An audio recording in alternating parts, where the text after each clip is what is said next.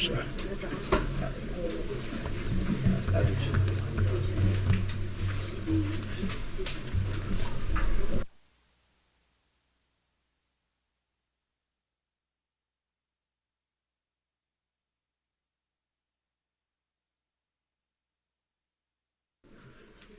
Okay, we're going to get started. We're just a few minutes behind schedule at this point. I want to welcome everyone to the House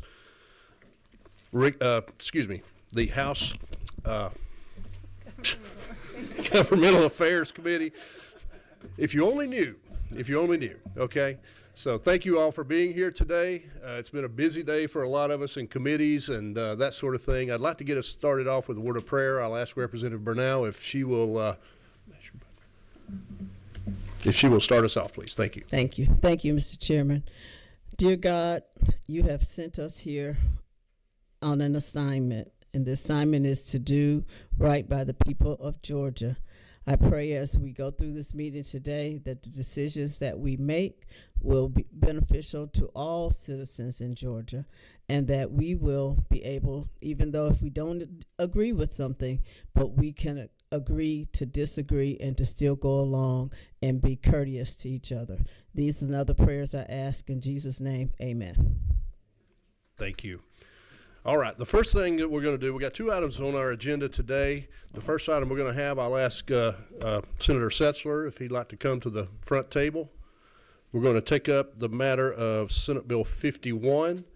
And for the committee's information, Senate Bill 51, and Senator, I'll let you confirm this when you get set down there, I believe is the same language as House Bill 152 that we heard in subcommittee a couple of weeks ago.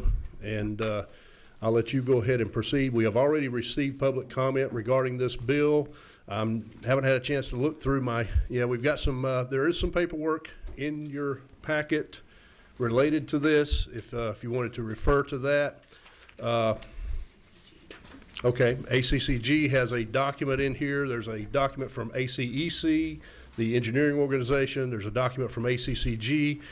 And what else do we have related to that? I think that's it related to that. All right, Senator Setzler, go ahead.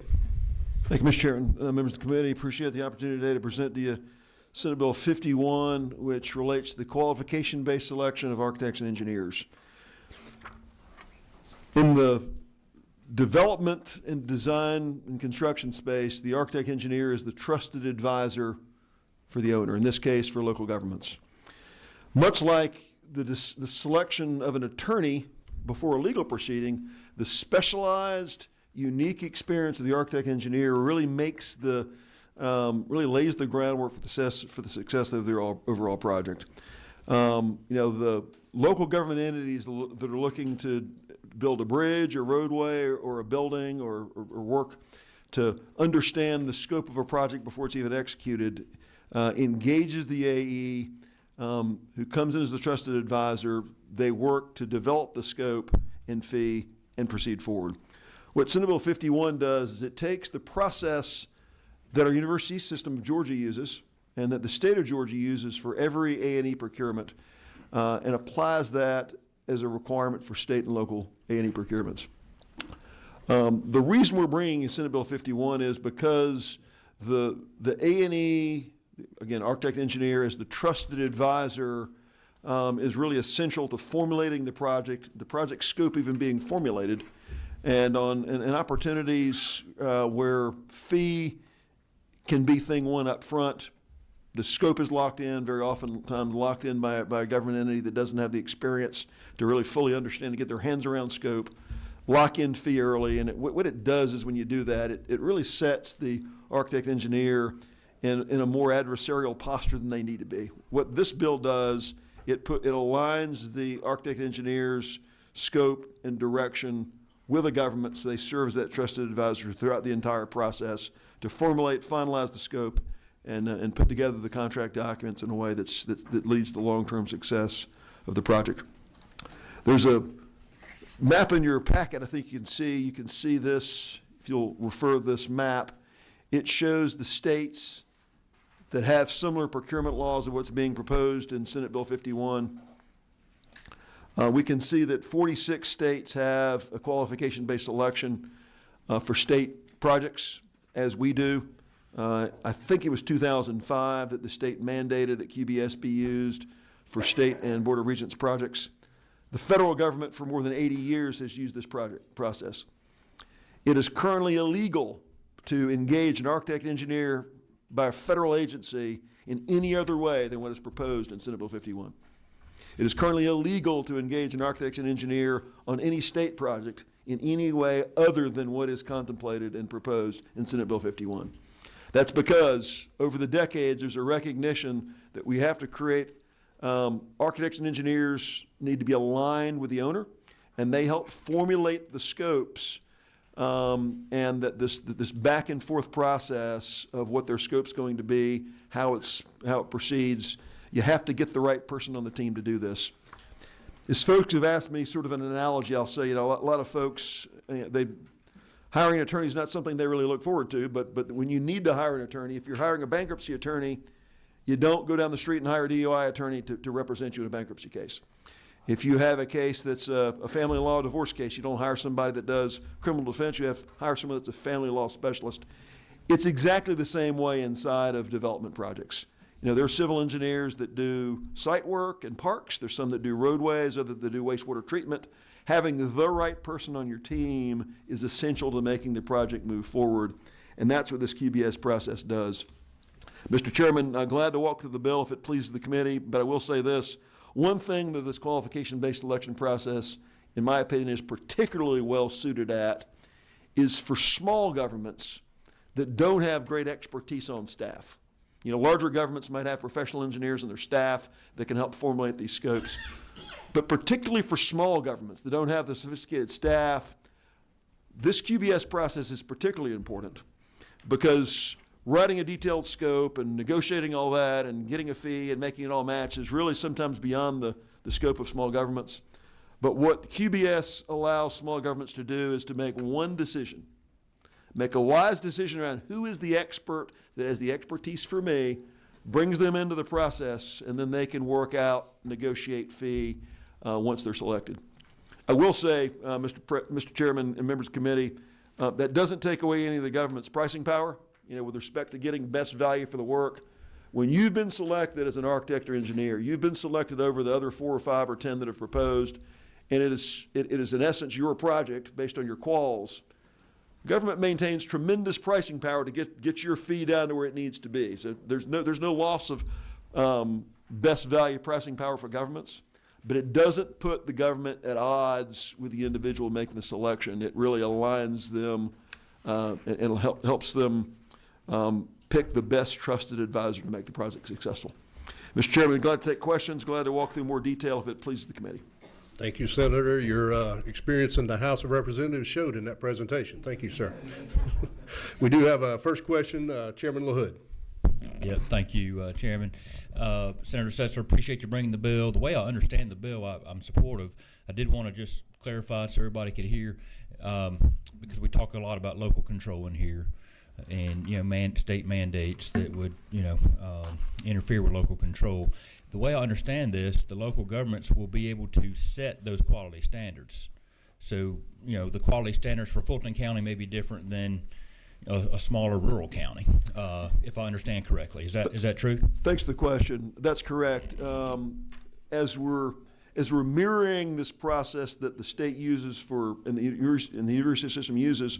What we are doing in this, it's on lines 86 through 93 of the bill, we are giving much broader discretion to local governments for the criteria they choose. The criteria that GSFIC and the state agencies and the university system use, there's some flexibility, but it's much more limited. This gives, and the words are, the qualifications which the local government and the evaluation shall use shall be determined at the sole and absolute discretion of that local government. We give way more discretion, so if they want to, wait, having a local provider that's geographically close, all these kinds of decisions are given to local governments that don't, a flexibility that state agencies do not have. That's an important part of this bill. And if I can ask one more question. So to that end, our two associations that represent local governments, GMA and ACCG, where do they stand on this? I'll let them speak for themselves. I do think ACCG is going to have some concerns because, again, I think it's a mandate. I will tell you that ACCG's procurement manual prescribes this as the recommended means of hiring architects and engineers. I think they will testify to that.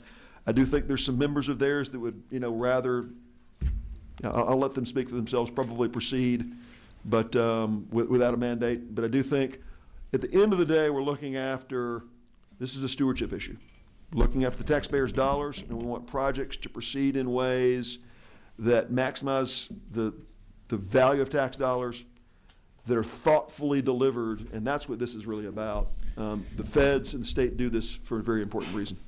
Okay. To the chairman's question, we didn't put a sign-up sheet for sign-up today because this is one we've already heard in subcommittee.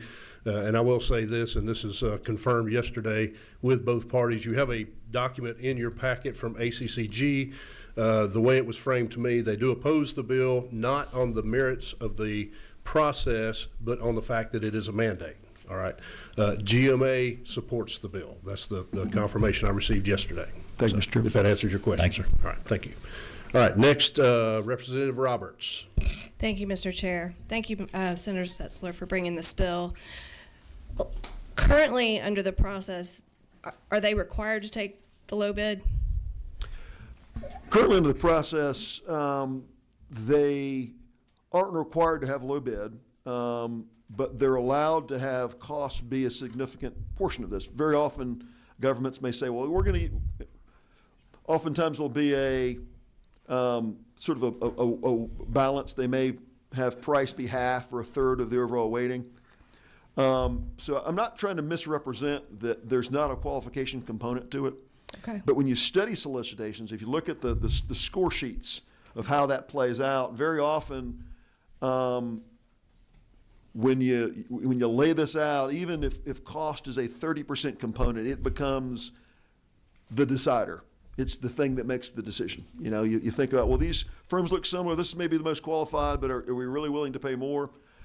In a qualification selection process, if the government has a fee expectation, they can typically hire the most qualified firm and get them to that fee expectation through negotiations. Right. It's just when you put fee on the table, that tends to blank out everything else. And I've got some examples of that we could share if it's helpful. But cost tends to drive everything when you do that, and it has an outsized effect that oftentimes you end up not getting the most qualified person.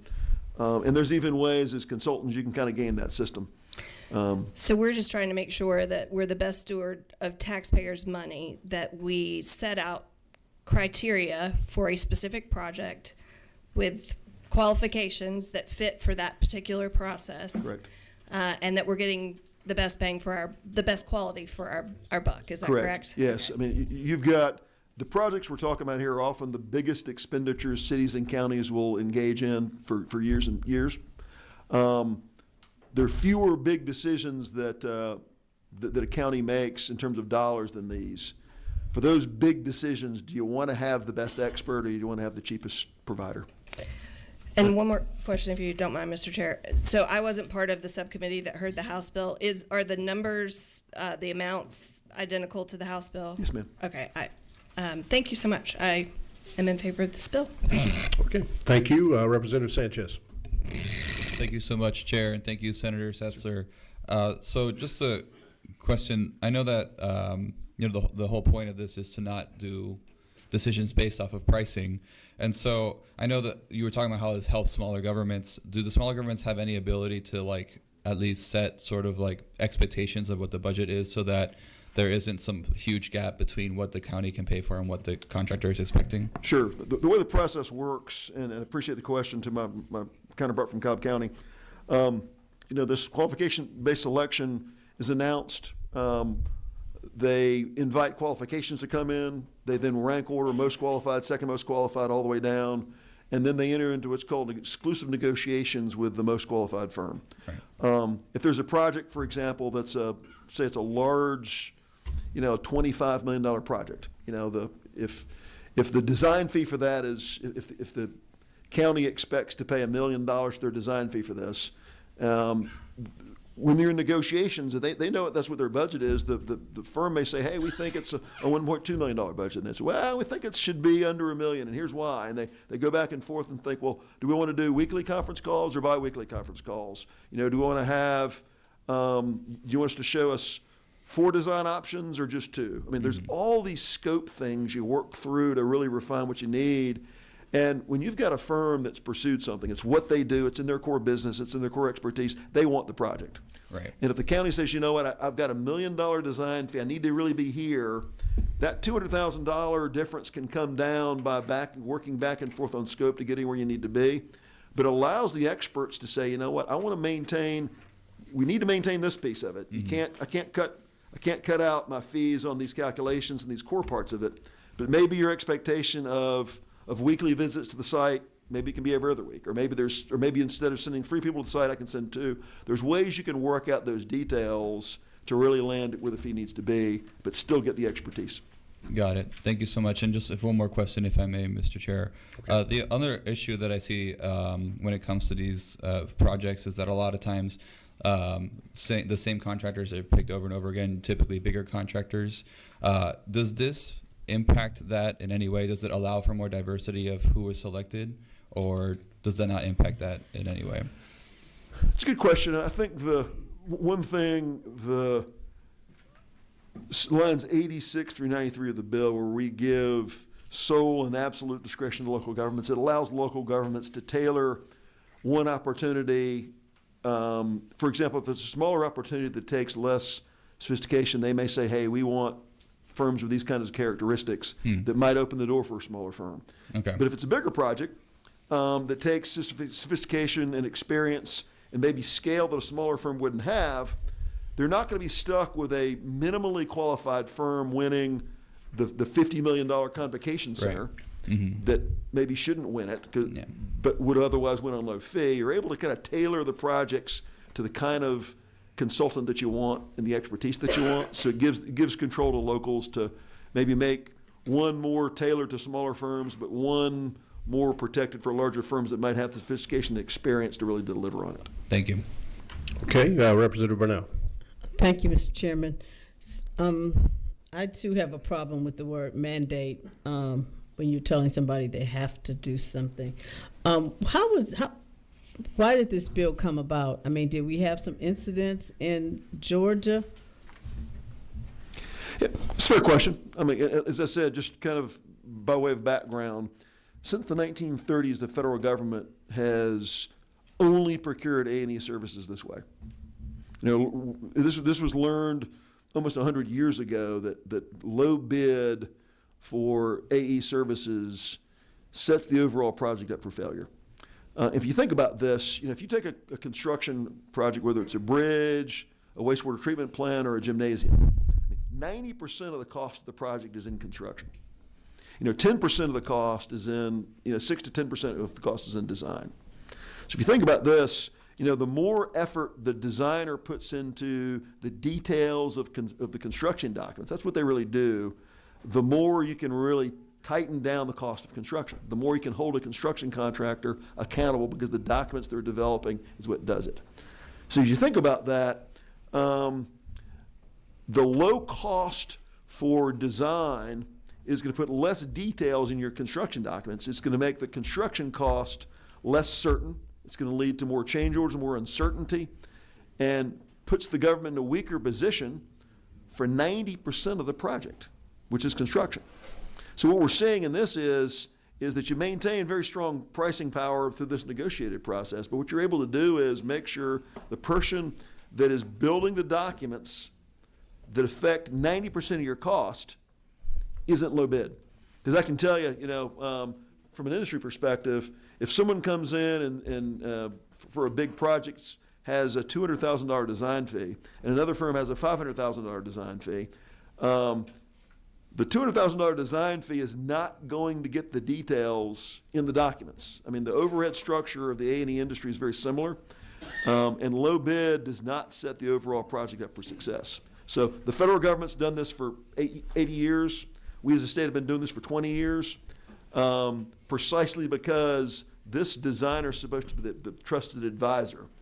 And And I think what we're saying is we're spending so much money at the local government level on big projects, increasing scale.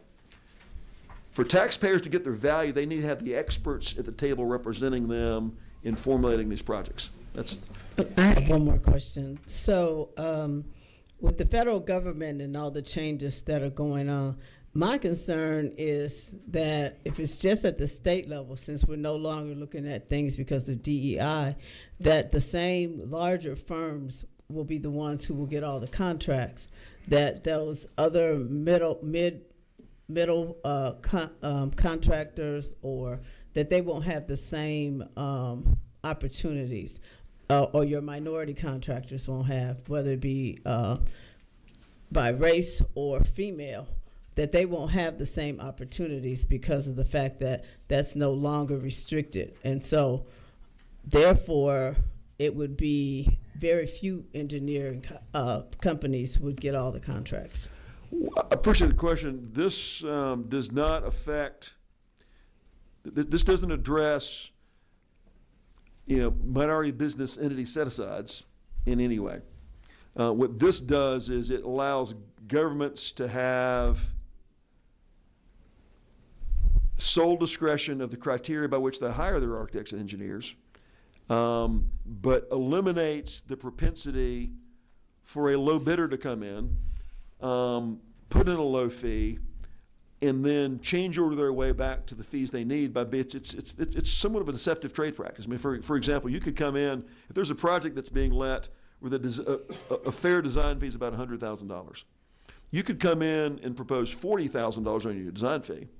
And then once you get on and say, I'm not going to do this, and I'm not going to do that. And you could say, well, my contract that you wrote for me, government, doesn't include these things, so you can't make me do it. And the government runs, we didn't think about putting that in there, so okay, well, we didn't write that. So you end up change ordering your way up to a fee, but you're able to sort of slide in deceptively because small governments don't have the ability to write a scope for a designer in the kind of detail that you need to tie them down. It puts the design firm, the architect engineer, at odds with the owner from the very outset. They're against each other. And what they're supposed to be done, it's supposed to be like an attorney. They're supposed to be your trusted advisor. That's what the A&E firm is supposed to be. And that's why we think about this through the context of the trusted advisor, not the not a builder. Well, thank you. I know that you keep saying that they're the trusted advisor, but I think everybody has to study for themselves. And I do think that it is going to restrict which engineering firms get contracts. Well, let me just ask you this, if I could, Mr. Chairman. If you had a legal case you were bringing, and you didn't know what was going to come out, you didn't know what was going to be found out in discovery, but you said, you know what, attorney, I'm going to pay you $5,000 to represent me. Not a penny more, not a penny less. No matter what comes out, I'm going to pay you $5,000. And you hired them for that. Well, since my dad was an attorney and my brother is currently an attorney, that's probably not the best question for me to answer, because I'm going to do my homework before I hire any attorney, and I'm not going to take whatever somebody says to be the gospel. But thank you.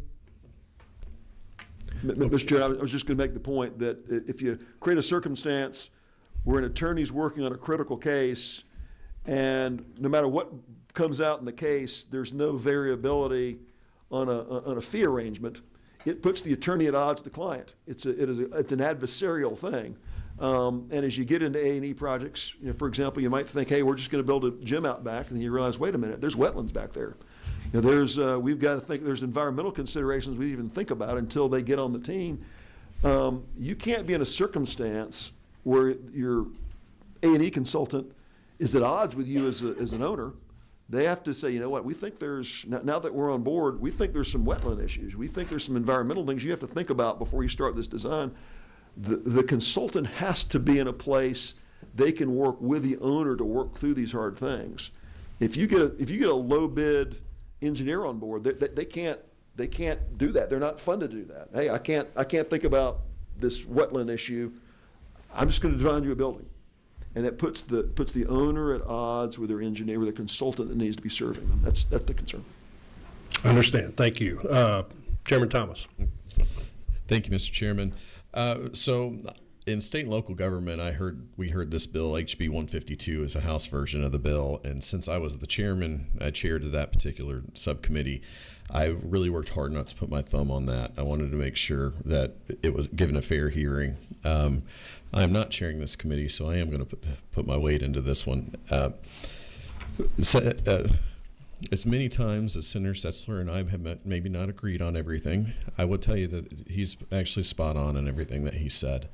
Especially, and I also want to make it very clear that I have operated and maintained and built several engineering firms, but I've never got one dime of municipal money. So I want to make that very clear. I don't have any relationship to that particular process. But the best scoped projects, you can look. There's construction industry information across the United States that show that the tighter the scope of a project, the more, not only the more successful the project is, but the more cost savings that you're going to have from it. That is just an absolute fact. Again, it's 90% planning and 10% execution, and I always find that to be funny because the reciprocal is the planning actually is about 10% of the cost, and the remaining cost is 90%. And we got to keep in mind that the local governments, as much as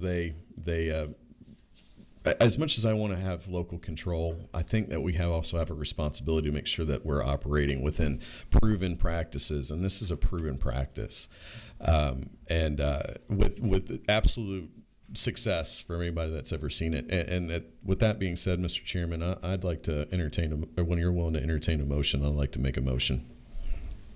Okay, thank you. I'm going to hold that motion. We have a couple of other lights blinking if anybody wants to waive, or if we have a really quick question.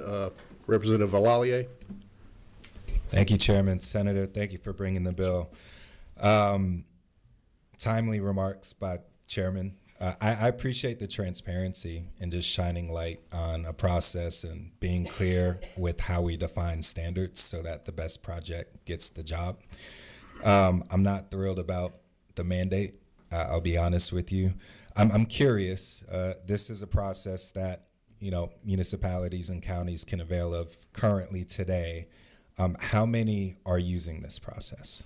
Are they voting with their feet and seeing the value that you see in adopting this process? I don't have statistics across the state. I will tell you that the procurement manual for our ACCG promotes this as the preferred way of doing business. I think they would tell you that. They're an association. They can't force this on their members, of course. Yep. But there's a reason for that. There's a wise way to proceed. And when you recognize that government, it can't be, the folks who work for a county or a city can't be the experts at these technical disciplines. They need to bring the experts in to kind of to even understand what the scope of the project is. You can't even formulate the project until you have the right experts in the room. And the way to get the right experts in the room in a way where they're not at odds with their client is to say, hey, we're gonna entrust governments to pick the expert. Yeah. And once the expert's on board, they can then work through the scope of the project to understand what the elements are, and then they can get to a fee. And because the government has the ability, if they feel like the consultant's not reasonable with their fee, they can say, you know what, we're going to cut off negotiations. We're going to move to the second most qualified firm. They have tremendous pricing power with that consultant to get the fee that they need to have, but in a way that the consultant's able to work fee and scope together in a way that matches and is aligned. Thank you. Yes.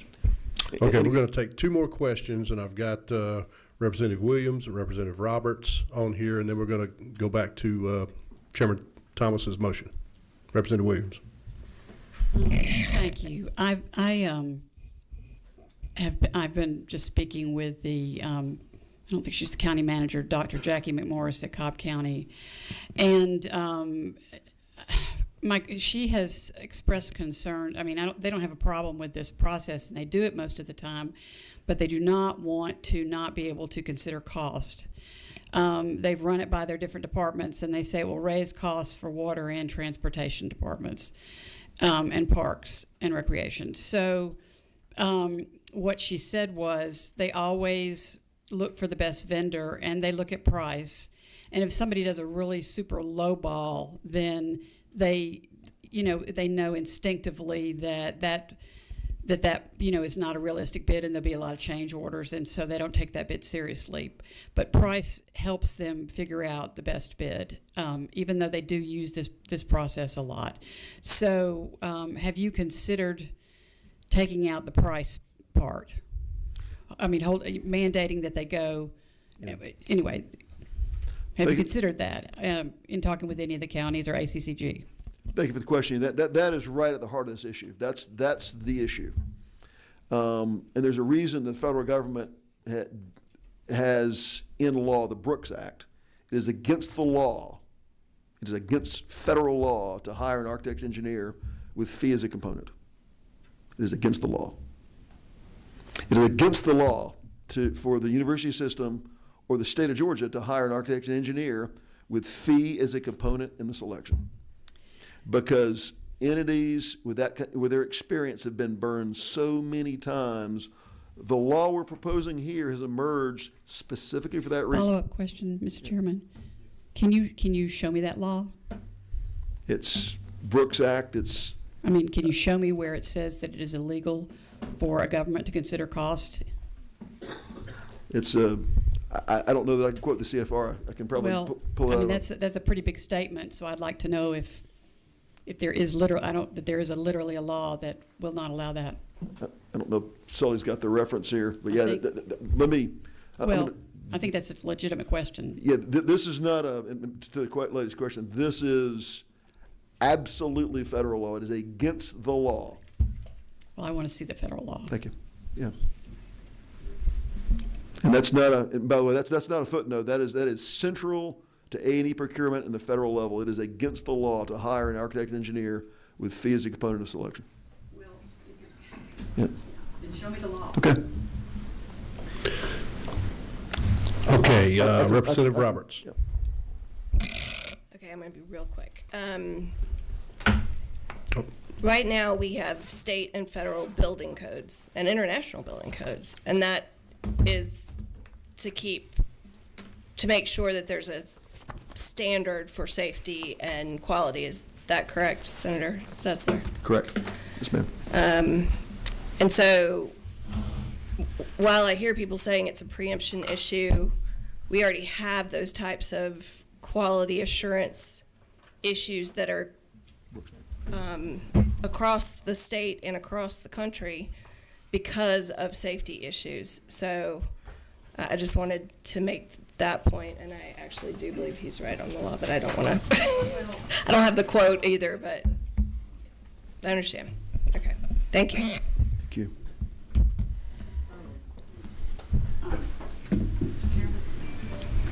Yes, Representative Williams. In follow-up, I'm texting with Dr. McMorris from the county, and she says it's a federal law that you can't use price on federal projects. Correct. But COP is local, and it's not true for local. That's correct. That's the point I'm making to the lady.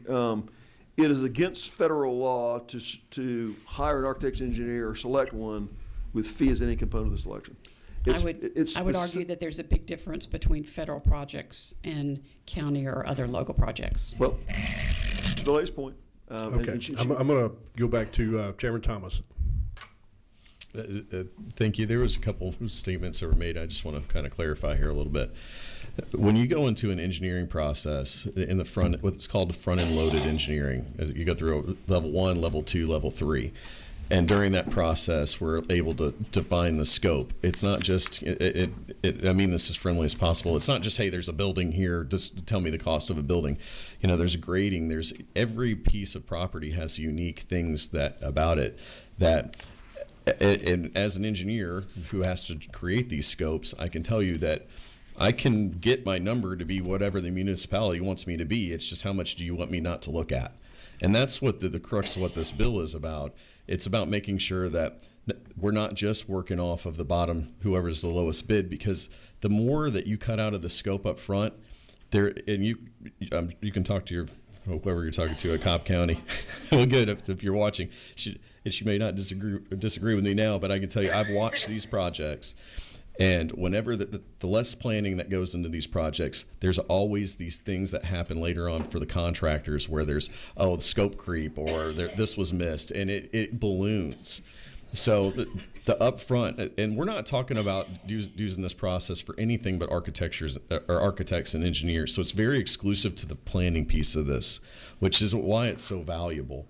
I agree with you. I understand for a lot of you the local control aspect of this. I understand that. I want to give them local control as well, but this is also really a best practice.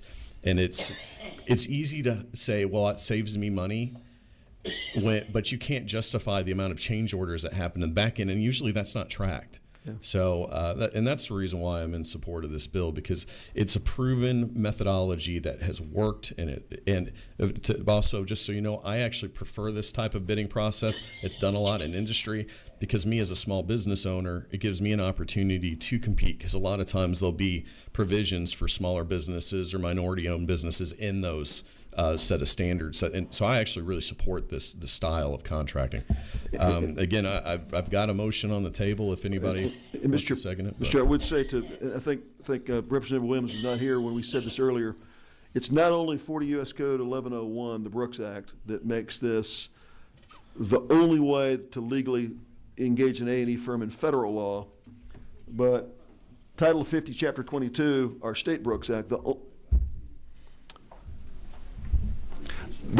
only way to hire an architect engineer legally by a state agency or by the Board of Regents of the University System of Georgia is the exact same qualification-based process where fee is no component of selection. So it's federal, state, university system. What this simply does, it applies to. Yeah. Could I ask you? So thank you so much for your comments. I will say I've heard a lot on both sides of good, of things that are very convincing, and I will say this is not in my wheelhouse at all. I don't want to pretend that it is. I'm trying to listen to my county.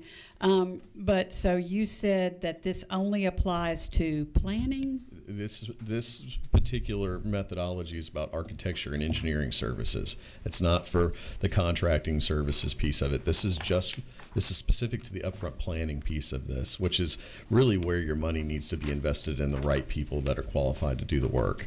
Okay. It's architects, engineers, interior designers, and land surveyors. Okay, at this point, we have a motion, correct? I would like to motion this is a good bill. So, motion do pass? Motion do pass. Okay, do we have a second? All right, any discussion?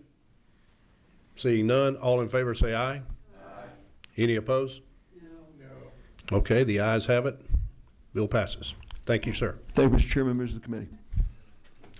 Okay. Senator Setzler, who will be your House sponsor of this bill? Let me get, I've got one identified. Let me get back and confirm with you, Mr. Chairman. Okay, that'll be good. Thank you. Thank you. All right, thank you, committee, for our action on that bill. Now, we have one item left on the agenda, and while we prepare for this, I wanted to, while Molly prepares for this, I wanted to just kind of share some thoughts with the committee. I got it. Thank you. With the committee and for everybody in attendance and anybody that may be watching also. This legislature, the House of Representatives, and this committee is a deliberative body. Our duties, regardless of party affiliation, bias, or background, is to pursue the best policies for our constituents, the citizens of Georgia. In pursuit of this mandate, it is imperative that we evaluate as many options, opinions, positions as practical. Many of you in this room have the option to speak to me, the members of this committee, and the members of this legislature on a daily basis. Today, we are hearing a presentation from a group of gentlemen who have been requesting this opportunity for a couple of years. I have decided to give them an opportunity to present to the committee. I urge everyone in the room and everyone watching to remember that as passionate as you may be about your position, there are others equally as passionate on theirs. Ultimately, we all want the same thing: safe, secure, accurate, fair, and accessible elections. And with that, I'll turn the podium, I guess, speaking from the podium, Scott? If that's what you'd like us to do. Okay, well, we'll start out there. If we need to move to the table, we'll do that, and I'll allow you to start and just as you I'm just going to give a quick little opening. As you do that, yes, please, and everyone, please introduce yourself. Tell us, what your purpose is, and we'll proceed. And just understand that it's getting later in the day. I had said earlier we'd have a hard cutoff at 5 o'clock. I'm going to move that to about 5:15. So let's try to fit everything into that time frame. Thank you. Proceed. My name is Scott Howard. I live in Athens, Clark County. I'm just a private citizen, and we are here to hopefully shed some light on some data and some information that we feel like should be come out into the public. We're not alleging anything. We're not suggesting anything. We just want to make the people of Georgia aware of this stuff. And hopefully, once we present it, you guys can take this information and use it in future elections and maybe have a little bit more secure and open and honest transparency between us and the Secretary of State's office. Thank you. The first speaker will be Dr. Rick Richards. Thank you.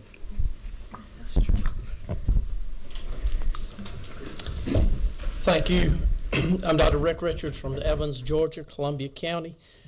I have been working with large population data research and programming since about 1980. I'm here today to share the Georgia Secretary of State's data. The most common precursor to voter suppression or disenfranchisement are when an ineligible registration is allowed to be on the voter roll, and an ineligible registration is then not removed when we find out that it's ineligible. What happened? How it's supposed to be. Here we go. Let's go the other way. All right, sorry. So first we need to look at the start of the data. People sign up. They are told on the election form that they must include their full legal name, including any suffix such as junior, senior, the third. This is also required by the Help American Vote Act of 2002. 8.4A1 requires the application not only provide their first, middle, last, and suffix, but also their former name. Georgia used to have former or middle, which was in violation of HAVA, but they took that and they changed that to just middle name. On the current, as in February voter roll, Georgia voter roll, there are 5,986 registrations with the first initial only. This is a felony. There are 955,270 fields that have nothing. Approximately 10 to 15% of the population don't have a middle name, so adjusting for 15%, that's 811,980 registrations that are felonious. The middle initial in 820,434 is also a problem for most. Very few people are named with a single letter. So we have allowing for the no middle name. 20% of the February 25 voter roll were entered incorrectly, not in accordance with federal or state law, and under the black box on the registration form, these people have signed and committed a felony. A simple program change would fix that. Might take an hour for somebody to make the change in the software. If we look at the improper data management example of date last contact, we have 311,000 who have been on the voter roll with no contact in 6 years, 128,000 more than 8 years, and 74,000 more than 10 years. By law, federal and state, these should be removed. This whole process can be automated, does not have to be touched by a human being until the last step of verification. Someone has chosen not to automate that process. We have 594,457 who, as of February, have moved. 258,123 have moved out of state. The Georgia regulations state if a person removes to another state with the intention of making such a person's residence, such person shall be considered to have lost such person's residence in this state. These are all people who have filed an NCOA form and checked the box permanent move. So we have 258,000 who have moved out of state, 45,000 of those still active, 212,000 are inactive, and that's the NCOA, the United States Post Office. If we use the proprietary change of address, it goes up to 990,000. Only 60% of the people use the NCOA. Eric should have caught every one of these. They should be in process, if not moved already. Of those, 71,000 have not only moved, they've registered at the new address. Georgia Code says if a person registered to vote in another state or county, that person shall be deemed to have changed his or her residency. No person shall remain an elector longer than such person shall retain the qualifications under which such person is registered. They should be off the roll. Eric should have caught those. Of those, 8,619 have not only moved and registered, they've also voted at the new address. Eric should have caught those, and they should have been immediately removed. So the improper data management examples go on. I asked some of the county elections officials why they didn't take them off, and they said there's a signature required. We must have the wedding signature. I looked at the federal laws. I looked at the state laws. There is no requirement for a signature. I went so far as to ask ChatGPT, quote, "The Help Americans Vote Act of 2002 does not require a signature before removal. Georgia law does not require a signature before removal." These people have moved. They know they've moved. They know they filled out a form and signed it under penalty of law that they were moving permanently. They know that they signed a form to register at the other location. And there's also a problem with homestead taxes at other locations. They know when they apply for a homestead exemption, they should not be allowed to vote and maintain their residency in Georgia. In fact, I looked that up. In Georgia, there are 5,874 people who have homestead exemptions at other addresses. 5,462 have a homestead exemption at another state. Those people who are registered in another state and moving to Georgia, there are 13,268 of those who have a homestead exemption in their first registration state. Moving right along, I know you can't see these, but these are P.O. boxes. These are the top 19 or 20 number of registrations at a P.O. box, 16,028. You cannot, under federal or state law, be registered at a post office box. It's a simple fix. One line of code will take care of that. These are the people who are registered, multiple registrations at the same location. The top one, Southeastern Lineman Training Center, had 13 people registered on December 23rd. On December 24th, they had 1,593. This is a place that trains linemen. It's a 15-week course. They have 1,100 students a year, yet they have increased their registration by 1,500. Something's wrong. All of these that are listed here, based on the current law, should not be receiving mail at any of these locations. They are essentially, most of them are homeless, and they should be registered at the county registration office. 477 Peachtree was a homeless shelter, the Pine Street shelter. It closed in 2017. It was bought by Emory in 2019, and it still has 240 people registered at that location. Eric should have caught all of that. This is another section of data mismanagement. These are students. Students, no person shall be deemed to have gained or lost a residence by reason of such person's attendance, presence, or absence while enrolled in a student at any college, university, or other institution of learning in this state. However, tens of thousands are registered at their dorms and their student post offices, neither of which is eligible. Every one of these students has an official home of record address with the registrar's office. That's what they use to determine their tuition. That should be the registration where they are, the address they're using for their registration. If you push the Secretary of State, Georgia Secretary of State data to the U.S. Post Office through the NCOA, you also have the opportunity to go through the coding accuracy support system, which everybody uses that sends mail that care about the destination. We could also be sending that through there with little or no extra cost, and it would make sure the addresses are actually real addresses.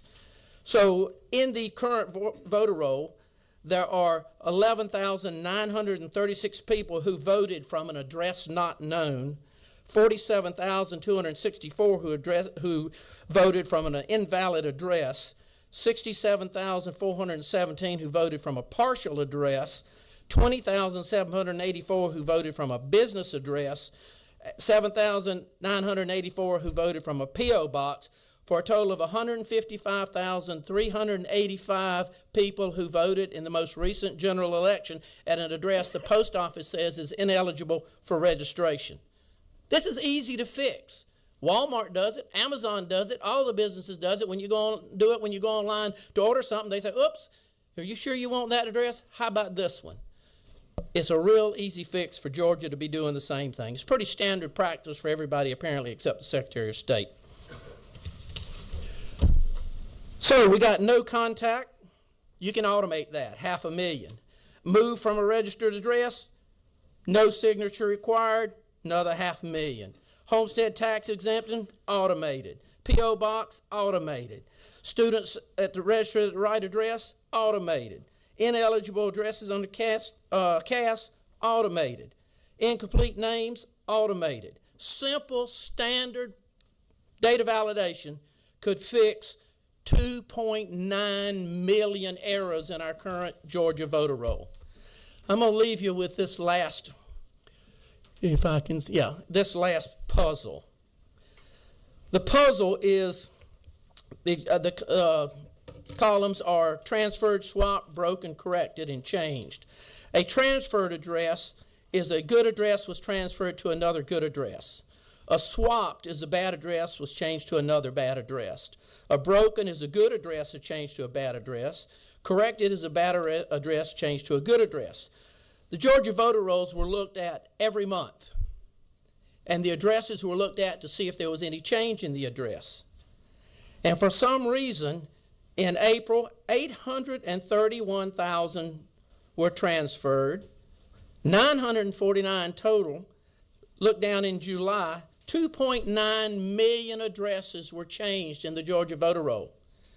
In all, 7.9 million changes were made to the voter roll in Georgia just to the addresses. Why? Why did somebody or some program go into our computer system and make 7.9 million changes in addresses? Why did they change them from good to bad? Why did they change them from bad to bad? 75%. Somebody's playing with the data. If for no other reason, I would request that you allow an amount in the budget to do an independent audit of the voter roll, do an independent audit of the policies and procedures that the state goes through when they review this data, and the counties when they process this data. Signature, I would ask that you make a law that reaffirming that signature is not required to make these changes in our voter roll to correct it to be more accurate. Perhaps if there were consequences for not following the law, people would follow the law. Last Saturday, I talked to an elections director who said, we can't take them off the roll. The apartment building was closed down, 40 people. It was raised, vacant lot.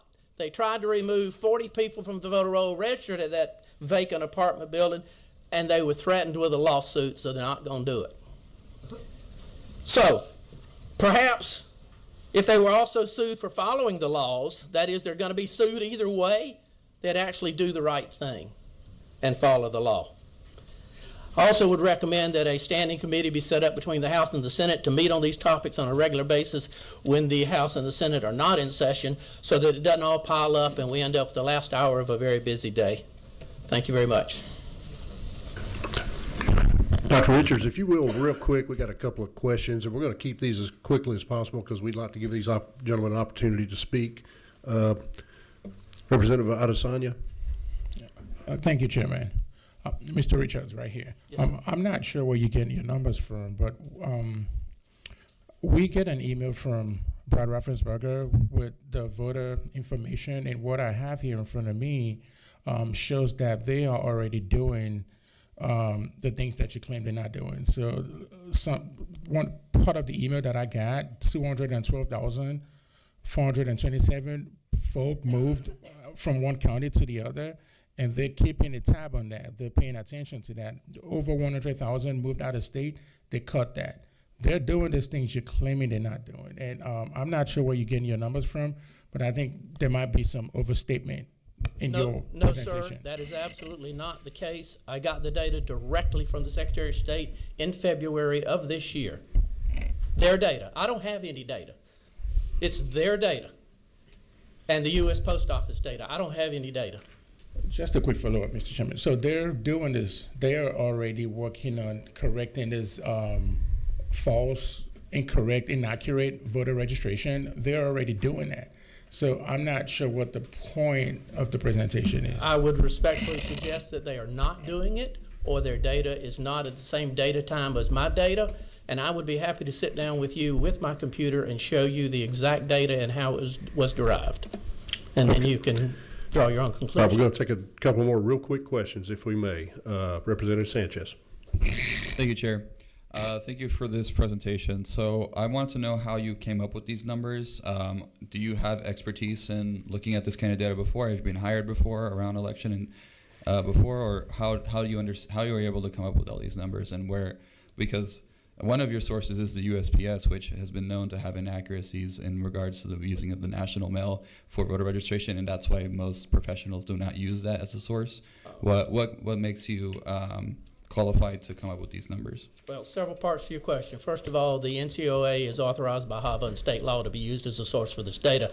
And if it is wrong for me, it is also wrong for the state. So it's their data, not my data. The error is theirs, not my error. I've been doing large population data management since 1980. I wrote the program that did this. I have a team who works with me for this. I have numerous scientific publications, peer-reviewed journals. I'd be happy to share that with you afterwards. Talk for as long as you want to so you get comfortable with my credentials. Hold on. Let's see what we're at 16. Okay, one last question. All right. So can you tell me how many of these people with supposed errors on their voter registration have voted / or actually a better question, how many cases of fraud have been found since 1982 in Georgia? I do not review for fraud. Fraud is not of interest to me. Data accuracy is what's interest to me. Have any of these people voted and has caused voter fraud? I have no idea. Fraud is a legal term. I'm not a lawyer. Okay. Okay, Representative Burnell. I don't care about fraud. That's not my interest. Thank you, Mr. That's not Chairman. true. I do care. Excuse me. Oh, another question. I'm sorry. Yes, I'm sorry. Yes. Georgia is known for dropping people off the rolls. So if you're saying that these people were still on and they voted, then who were they dropping off? Who was dropped off the rolls? You'll have to Because it ask- would seem like it would be these individuals that did not have the correct information. You will have to ask the Secretary of State that, but what I will do, if you give me your email, I will send you the list of those voters. So someone can look from your office, can look them up with the Secretary of State. But as of early February, they were on the voter rolls. I downloaded the voter history January 25th and compared it against the February voter roll, and they were there. It's not, it's all public information. I don't use any private information. Okay, thank you. And real quickly, Representative Roberts, and then once we take this question, we're going to allow the other presenters to go ahead. Once the presentation is over with, we'll provide each member of the committee copies of the PowerPoints as well as contact information for the gentleman in case that you do have further questions. So this will be the last question we take. Thank you. Representative Roberts. Thank you, Mr. Chair. So you've shot out a lot of numbers today, and I'm just trying to understand because the numbers I heard didn't seem to take into account SB 189 that says that unhoused folks register with their county election office. Did your numbers? Yes, ma'am. I had a slide specifically speaking to that, and it gave you the exact numbers for the top 19. That's the slide right here. Okay. And then are you saying that you don't believe that a student has the right to choose where their I mean, there's a definition for residing. Some students don't come home in the summer, some stay at school, some don't have support from their families. Like, there's all kinds of different situations there. And then the other thing I would say is on the change of address, that doesn't mean that they're not entitled to vote where they're registered. I have a friend who owns a house in Colorado, spends 3 months there, but her residence is here. Now, she may put in a change of address to get her mail for those 3 months, but she's a resident here, and she gets to vote here. Yes, ma'am. She checked temporary in Form 8 and Block 8 on the National Change of Address form. Every one of the people I presented checked permanent change of address. Okay, but you understand people check wrong boxes all the time. That's an error on them, not But that on doesn't them. mean they're not ineligible to No, vote. they can take 30 minutes and re-register if there's an error. Okay. Thank you for Thank the you. question. Thank you, Dr. Richards. Next speaker, just come to the podium and introduce yourself. I'm not sure if we have an order, gentlemen, but I'll let y'all proceed. Let's see. Get close to the mic. Okay. See if I can get that big. There we go. Excuse me. Greetings, everyone. My name is Philip Davis. I am lovingly known as a hobbyist in election activities. I have been studying Georgia, for some odd reason, for the last 4 years, and have been really invested in trying to understand election integrity. My specialty was comparing the first machine count of 2020 to the second machine count to see how well it matched up. You have probably heard about some of my information where Fulton County has double counted 4,300 ballots. Also, where they included 350 to 1,000 test ballots in the official count. So you may have heard some of that information, and that's where it comes from. I was also given some databases from 4 counties in Georgia using voter GA's open records requests. In those open records requests, they put in their, oops, it's still working. They put in their, the full database of their systems. At the time I was going through them, it was Appling and Bib, and I kind of thought this was a normal process, that when you release the ballot images, you also release the databases.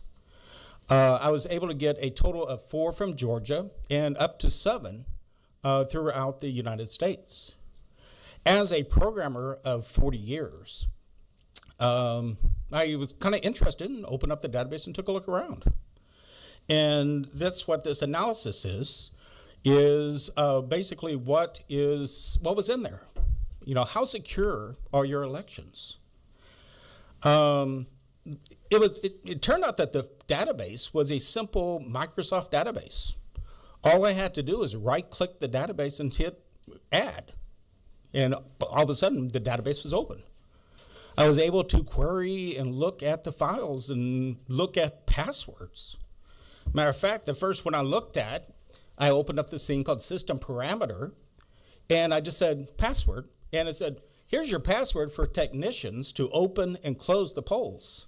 And it was 123456. That is the supervisor's password to opening up the polls and to zero them out. And if you've ever seen Spaceballs, you kind of get the joke.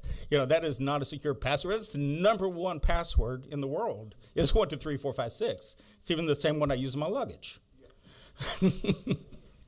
So, you know, and some had overrides. You know, Appling had an override, 515-250, Bib had 870-913. And before you get too worried, every election they reset the passwords. So I'm not releasing information that is current. It was 2020 and 2024, but those elections have expired. The passwords are no longer private. So no worries about those. So to open and close the polls, 1, 2, 3, 4, 5, 6 on any tabulator in the county of Georgia would have opened or closed polls. That's a little bit scary. And then I went to another table called election event. An election event had some technical data in there, but I knew exactly what it was as soon as I saw it. And it is the encryption keys to your election. I couldn't believe I actually found those at the time. It's called a Raindoll key, and it's the super great encryption that you use to protect data. It's absolutely the right key to use. But you don't just put it in the database for anyone to look at it. I mean, anyone can open up these databases. You don't even have to turn on you can actually use a USB stick and get the passwords off, because the database, you can just read the database from the command prompt. So I could actually stick a key in, grab your passwords from your machine, and walk off within seconds. So what do these keys do? You know, this is the encryption. I'm sure you've heard about the encryption key being in public text, right? But what can these keys do? And I kind of go through the 4 things I found. The first one is the key, the encryption key. The second one is called a vector, which is you have to use a key and vector together. Typically, you keep them apart. They didn't here. Then they had a X509 data field, and that's a certificate. You know, wow, if you're in computer programming, you know exactly what this means. Whenever you go to a website and you want to make sure it's secure, if I go to chase.com and I see the little icon up there that has a little lock on it, that's a secure encryption key. You have to make sure that stays secure and private so that any communication to that website is secure. That you know that when you're typing in the credit card number, that data is secure, transferred back and forth. To put that certificate public is a huge security risk. And then they also include the HMACs. HMACs is, actually I had to learn what that one was. That's one I didn't know.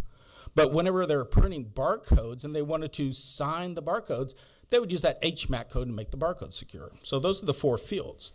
So the next table I looked at was a list of users. This is where it gets a little crazier. For every user on the system, their first name is admin. Their last name is admin. Their username is admin. And their password is all the same. Everyone in the county was using the same passwords for every single machine. And I'm sure you heard about a case where someone walked off, I'm not sure, I think it was Colorado, but someone walked off with a mem stick with the keys in it. They had to go back and reassign every single person a new fob, because one fob is everyone's fob. It's all the same usernames and passwords. And as you can see that password up there, you can't really make it out. It's, you know, something, right? But I understand that format. And I just went to my favorite website to decrypt passwords, copy the public key in, copy the password that was encrypted, and 547627176 is a super secure password you use to log on to these tabular machines. It's very simple for me to go and know every password to 4 counties. And that's not very good. What else can you do with those keys? A little bit too much, actually, because all the tabulators have definition files. Who's on the contest? Who's running this race? Are they Republican or are they Democrat? What's the order of these not contestants, but candidates? That's in these definition files that they copy and put onto the tabulators. I can decrypt them. The same encryption keys I decrypted the password, I can decrypt these. I can remove someone. I can change their order. I can change their affiliation. I can say this guy's a Republican, this guy's a Democrat, and change anything I want to. I have full access to how the tabulators read. I also have full access to the ballot marking devices. Once I found those files, I decrypted a SQLite database. The SQLite database is a very common database, but I opened it up and very easily found ballots, contestants, choices. I can modify the location and buttons that you press on the screens. So if I wanted to make my contestant a bigger, wider button and this contestant a very small button, I just had to change the XY width and height of their button and hopefully, encourage someone to accidentally touch theirs instead of the one you actually wanted. You've heard of cases of that where I press this and this candidate comes up. We can actually do that. That's very possible. I can change this guy to a Democrat, that's a Republican. I can even go worse. I can say these tabulators, I'm going to remove a candidate, and those tabulators are going to leave them on. So a candidate's only visible on a few tabulators. And so after the election, how are you going to know that? There's no way to audit these types of changes because the ballot just didn't have that choice available. You can't go back and audit and say, well, why didn't this happen? It's not a big change. So that's also extremely scary. So that's how you can influence an election. These types of alterations would be completely undetectable. That's bad. Now, here's the one that you may have definitely heard of. Every password for this one table for, let me read these to you, the return office admin, the MRO office, and the super admin. This is actually called super admin on every machine I've ever looked at. All 4 counties in Georgia and New Mexico and Colorado has the same password. DVS Corp 08, exclamation point. That password is kind of ubiquitous. We even put it on t-shirts for a while. If you know, you know, DVS Corp 08, exclamation point. And we have our co-sponsor of this on the right. And what's amazing is it's not just a hard-coded password. It's been 16 years as a hard-coded password. If you actually go to the EAC.gov website and type Dominion deficiency, this pops up. From 2010, they rewrote, you shouldn't have hard-coded passwords, DVS Corp 08, exclamation point. And if you realize, if you look right underneath it, they also have DVS Corp 2007, and then you realize what that 08 means. That 08 means 2008 is what that actually means. So since 2008, they've used this hard-coded password as super admin on every system in the county, in the state, in anyone that uses these systems. And this story gets even worse. The source code to calculate who won the election is in the database. It's all in SQL. It's a kind of a language called, it's a database language called SQL. And if you understand, you do. But I can go in there and add 2 lines of code to the calculation. And I actually highlighted it here. Update results, set the number of votes equal number of votes minus 2,000 for this candidate, plus 2,000 for that candidate. Then I just hit save. There's no event log tracking. There's no audit of this.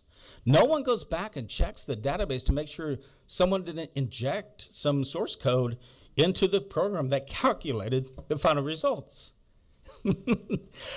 It'd be so simple. I can put it on a memstick, a little script. I can stick it in my little computer.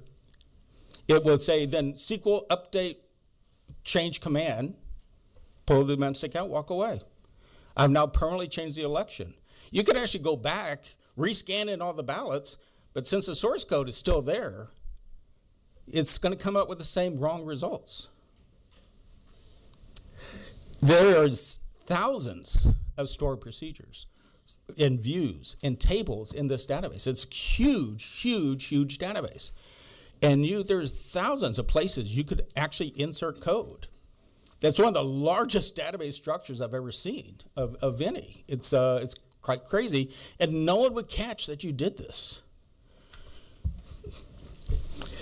The next part is, you may know this one, some people don't, but whenever they release the ballot images, they give another file called a SHA signature. Has anyone heard of that? And that is to try to protect the images from being edited. So that if you have a ballot image, you can compare against the SHA file, and then you'll know this file has been edited or this has not been edited. The SHA file should match. Problem is, they didn't use an encrypted SHA. They used a standard everyday SHA you could use on the website. So I could go in, take a ballot image, modify it, create a new shot file, no one would ever know the difference. Something most people don't know also, the QR codes on your ballots, most people think they're unique. They're not unique. Matter of fact, if you vote the same pattern as someone else in your precinct, you're going to have the exact same QR code. That means that you could take a QR coded ballot and put it in a Xerox machine and make as many as you wish and introduce them and inject them as much as you want. You'll never know. They look exactly the same. They're computer printed. There's nothing unique about them. They certainly could, if they wanted to, put a random code inside the QR code and make them random, but they didn't. So every ballot, if you vote straight party, your ballot will look the same as everyone else.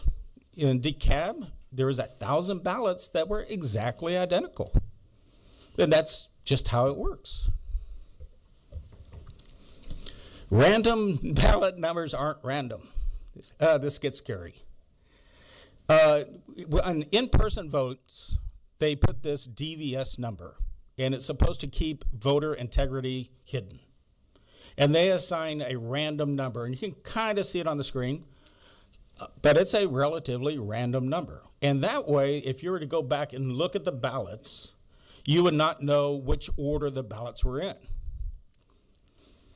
But it's not random. That's not a random number. They just want you to think it's a random number. You can actually, with a very simple algorithm created by Dr. Haldeman, reverse engineer the original numbers.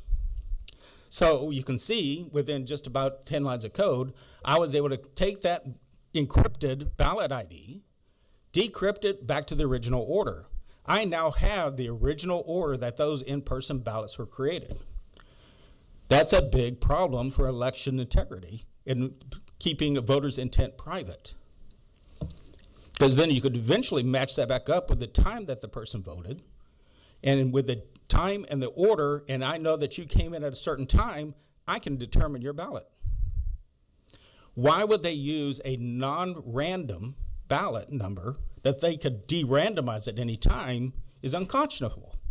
It's not hard to make a random number. It's built into every single computer program I've ever seen. But this was a very cryptic way of they swapping numbers around and moving numbers around and doing a cipher. They went through a lot of work to make this random number not random. Back to that certificate, or websites that use certificates. You've got to keep that communication private. Their certificate, when I grabbed it from that one table where all the other keys were, I saved it and I double-clicked it. It says, okay, this certificate has a private key pair. And if you've been anywhere in security in computers, when you get a certificate, that has to be the most secure thing you do. You don't copy it to a mem stick. You have to set up secure communications. You put that in. No one has access to that private key because that has to be secure. So if you're communicating with another company, you know that communication is safe. So it said, okay, I double-clicked it. It said, okay, enter password. I just pressed enter. They didn't even bother putting a password on their private key certificate. I fire people for less than that. And then once the certificate got installed on my computer, the expiration date is 10 years. So I could use this private certificate to communicate with these EMS machines for 10 years. What does that mean? That means that if I can impersonate an EMS machine, I can impersonate a server that is trusted and gain access to that machine if I had a communication line to it. And you would never know who it really was because I've impersonated the real machine because they gave me the certificate to do it with. That's, people put that, I think they say that's leaving your keys in your car, writing the password on the outside of a vault. You know, what good is it if you're just going to leave every bit of the key? And after a while, you're going to have to ask yourself, it's almost intentional that the security is so lack on these systems. I mean, you created an algorithm that anyone can decrypt, to get the original numbers. The passwords are trivial. They could have certainly done password management correctly. You're not supposed to be able to decrypt your password on a website. If I'm at hellokitty.com and I type in my password, I don't want that website to decrypt my password and know as I love Justin Bieber, right? Because most people use their password on multiple websites. So you have to keep those passwords secure. You never encrypt a password. That's just not how it works. You always do a one-directional, what they call a hash, to store your passwords. But they didn't even do the basics. There's basically no security with these systems. And just a simple database within 4 hours, it didn't take long at all to do this. Within 4 hours, I completely I completely understood all the security or lack of security in these systems. And this is a national security problem. These systems are not just Georgia. They're over 40% of the U.S., if I'm not mistaken. And it's such a compromise of our election integrity to know who voted what, to be able to go in and change the results, to compromise voter integrity. It's shameful. Thank you.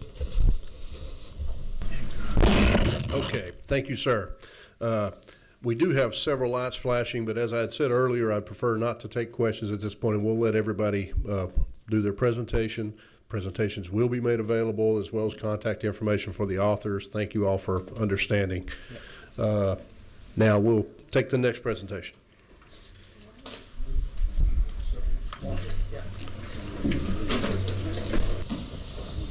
Let me just search here right quick. We have the presentation. The presentation that we were handed out was slightly different from what was on the screen. It had some of the information. As soon as we get that final presentation, you will have a copy of it. Please.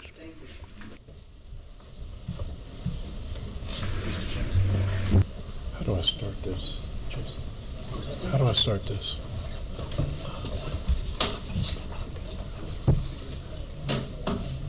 Okay. Good afternoon, everyone.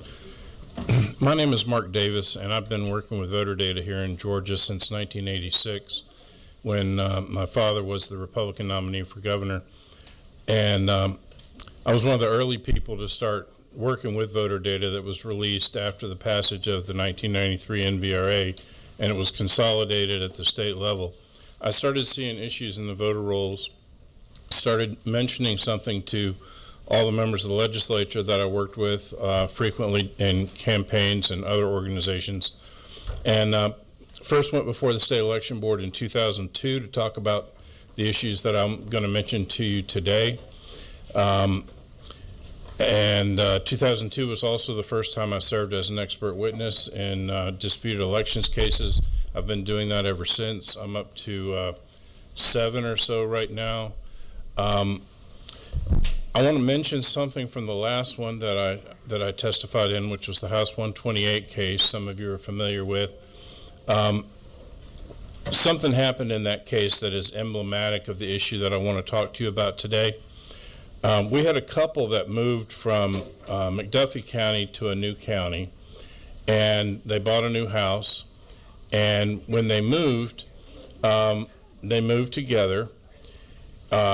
They forgot to re-register or didn't get to it, and they found themselves sort of in limbo. And this happens with a lot of voters here in Georgia. I want both Democrats and Republicans to pay close attention to this, because I think you may be able to find some rare bipartisan agreement on this Virginia bill that I'm proposing. There are 3 tranches of voters that we see when we run NCOA on the voter rolls. There's the group that tell the post office they're moving permanently to a new address outside the state. There's another group of voters who tell the post office they're moving to a new jurisdiction, which in our case is a county or municipality within the state. And then there's another group of voters who move within the same jurisdiction, in other words, within the same county or municipality. So the particular tranche of voters that I want to talk to you about here with relation to the Virginia bill is tranche number 2, the folks who move within the state from one jurisdiction to another.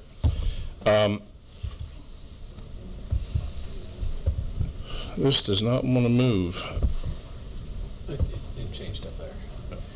Oh, it did. Okay. All right, let me move back.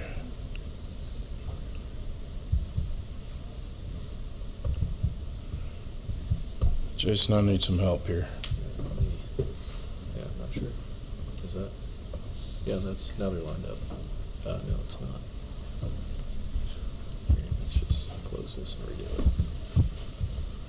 And then we start back over here. I apologize. We'll have this straight here in a second. Let's start with that one. That's still not synced up. Okay, so these are numbers from 2020. There were 580,000 total changes of address. 267,000 showed changes of address to a new address outside the state. About 313,000 within the state. And of those, 110,000 moved from one jurisdiction to another. That's the core of these numbers that I want you to take away. About a third of the 110,000, according to USPS data and voter data, went back and voted in their old jurisdictions. As mentioned before, some percentage of those will be people who filed a permanent change of address when they were actually intending to move temporarily. Examples of that would be a soldier going away on a tour of duty or a student going away to school or something like that. But the vast majority of those are permanent changes of address. I'm going to now summarize these numbers for all 3 years, 2020, 2022, and 2024, because I ran the same exact analysis on all 3 general elections. So in 2020, we had 110,000 who moved to a new jurisdiction. About 35,000 went back and voted in their old jurisdiction. 2022, the top line number was 168,000, and about 26,000 went and voted in their old jurisdiction. 2024, the top line number was 124,663, and 36,000 went and voted in their old jurisdiction. These are problematic, not just because of violations of our residency laws, which you can find in OCGA 21-2, 216, 217, and 218, but when a voter walks into a poll and they lie about where they live on their voter certificate, okay, that is a felony violation of 21-2-562.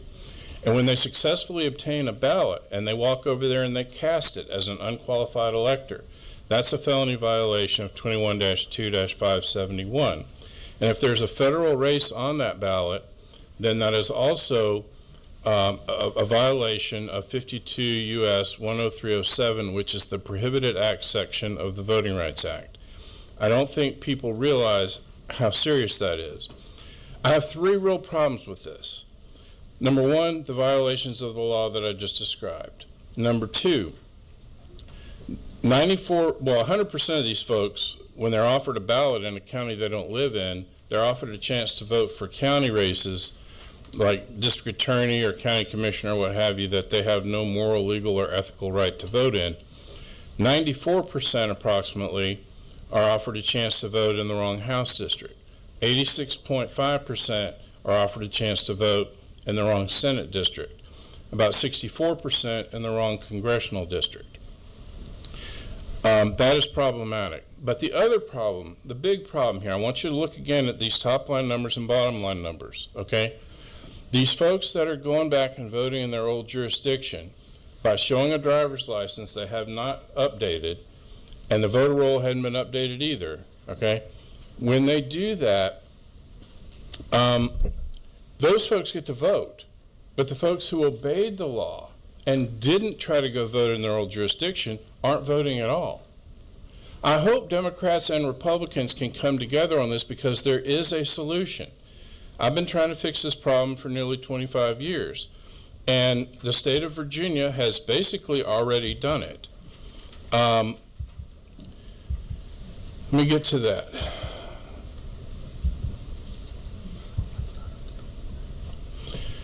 If you look at Georgia's driver's license statute, 40-5-33, it requires us to update our driver's license within 60 days of moving. When that happens, that data flows from DDS already under existing infrastructure. It flows into the Secretary of State's office where it's broken out and distributed to the counties so that they can do updates based on it. Virginia has a statute they have been working on for about 20 years, and they add a little bit of teeth to that. They also do monitoring and compliance. So they'll run NCOA on the driver's license data and send out notices to folks and say, hey, it looks like you may have moved. We want to remind you the law requires you to update your license within 60 days. We can now do that online, so we don't have much of an excuse for not doing that anymore. When they get matches, they'll send out those notices. If folks fail to comply with the law, they'll have a small fine. A judge can dismiss it as a fix-it ticket if they clear up the situation before they go in.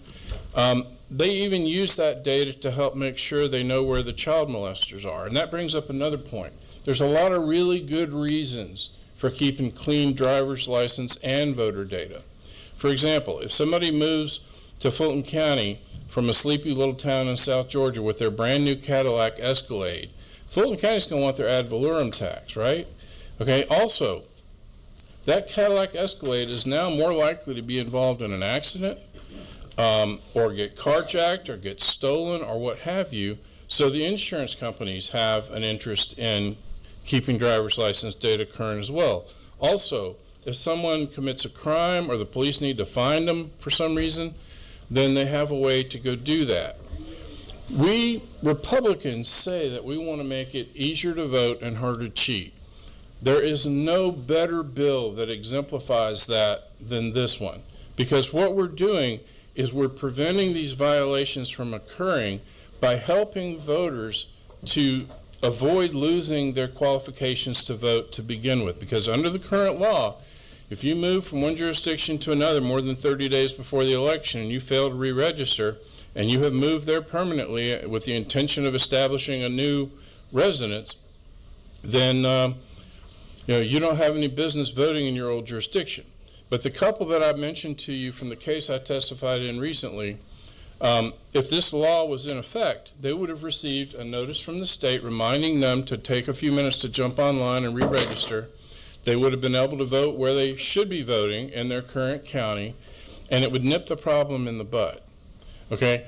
So what's clear here is, out of this group of people who move from one jurisdiction to another, we've got a big chunk of them that go back and vote in their old jurisdiction, and we know this is happening because they come back by the thousands after an election and they update their driver's license and their voter registration to the same exact addresses that they told the post office they were moving to before they moved. So we know this is happening. There's clear evidence of it. I mean, tens of thousands of them come back after every election and do this. But we can fix this by helping them to get properly re-registered, and they don't commit these offenses. And this big, huge group of people that doesn't vote at all, they'll be able to vote because they know they have logged on online, they've updated their information, and they can just go to the polls and vote like normal folks. I hope everyone in both parties will view this bill as a big no-brainer. The fees from it will help offset the cost.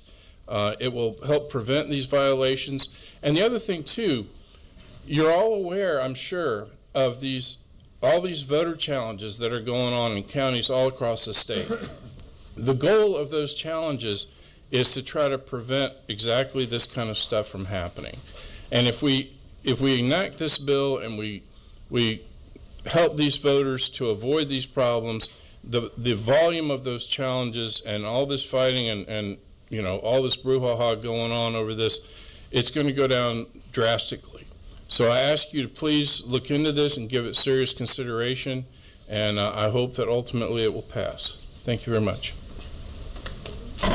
Thank you. And next.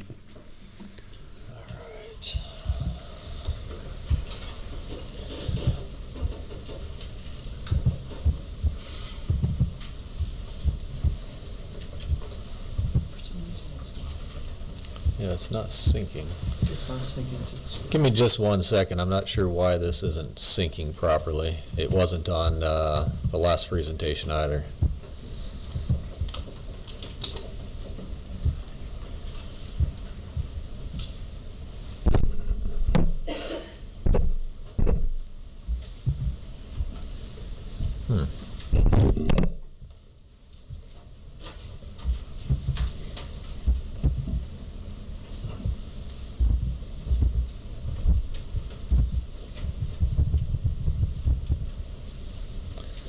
Can anybody read what that says on the TV up there? Because that's not on this screen.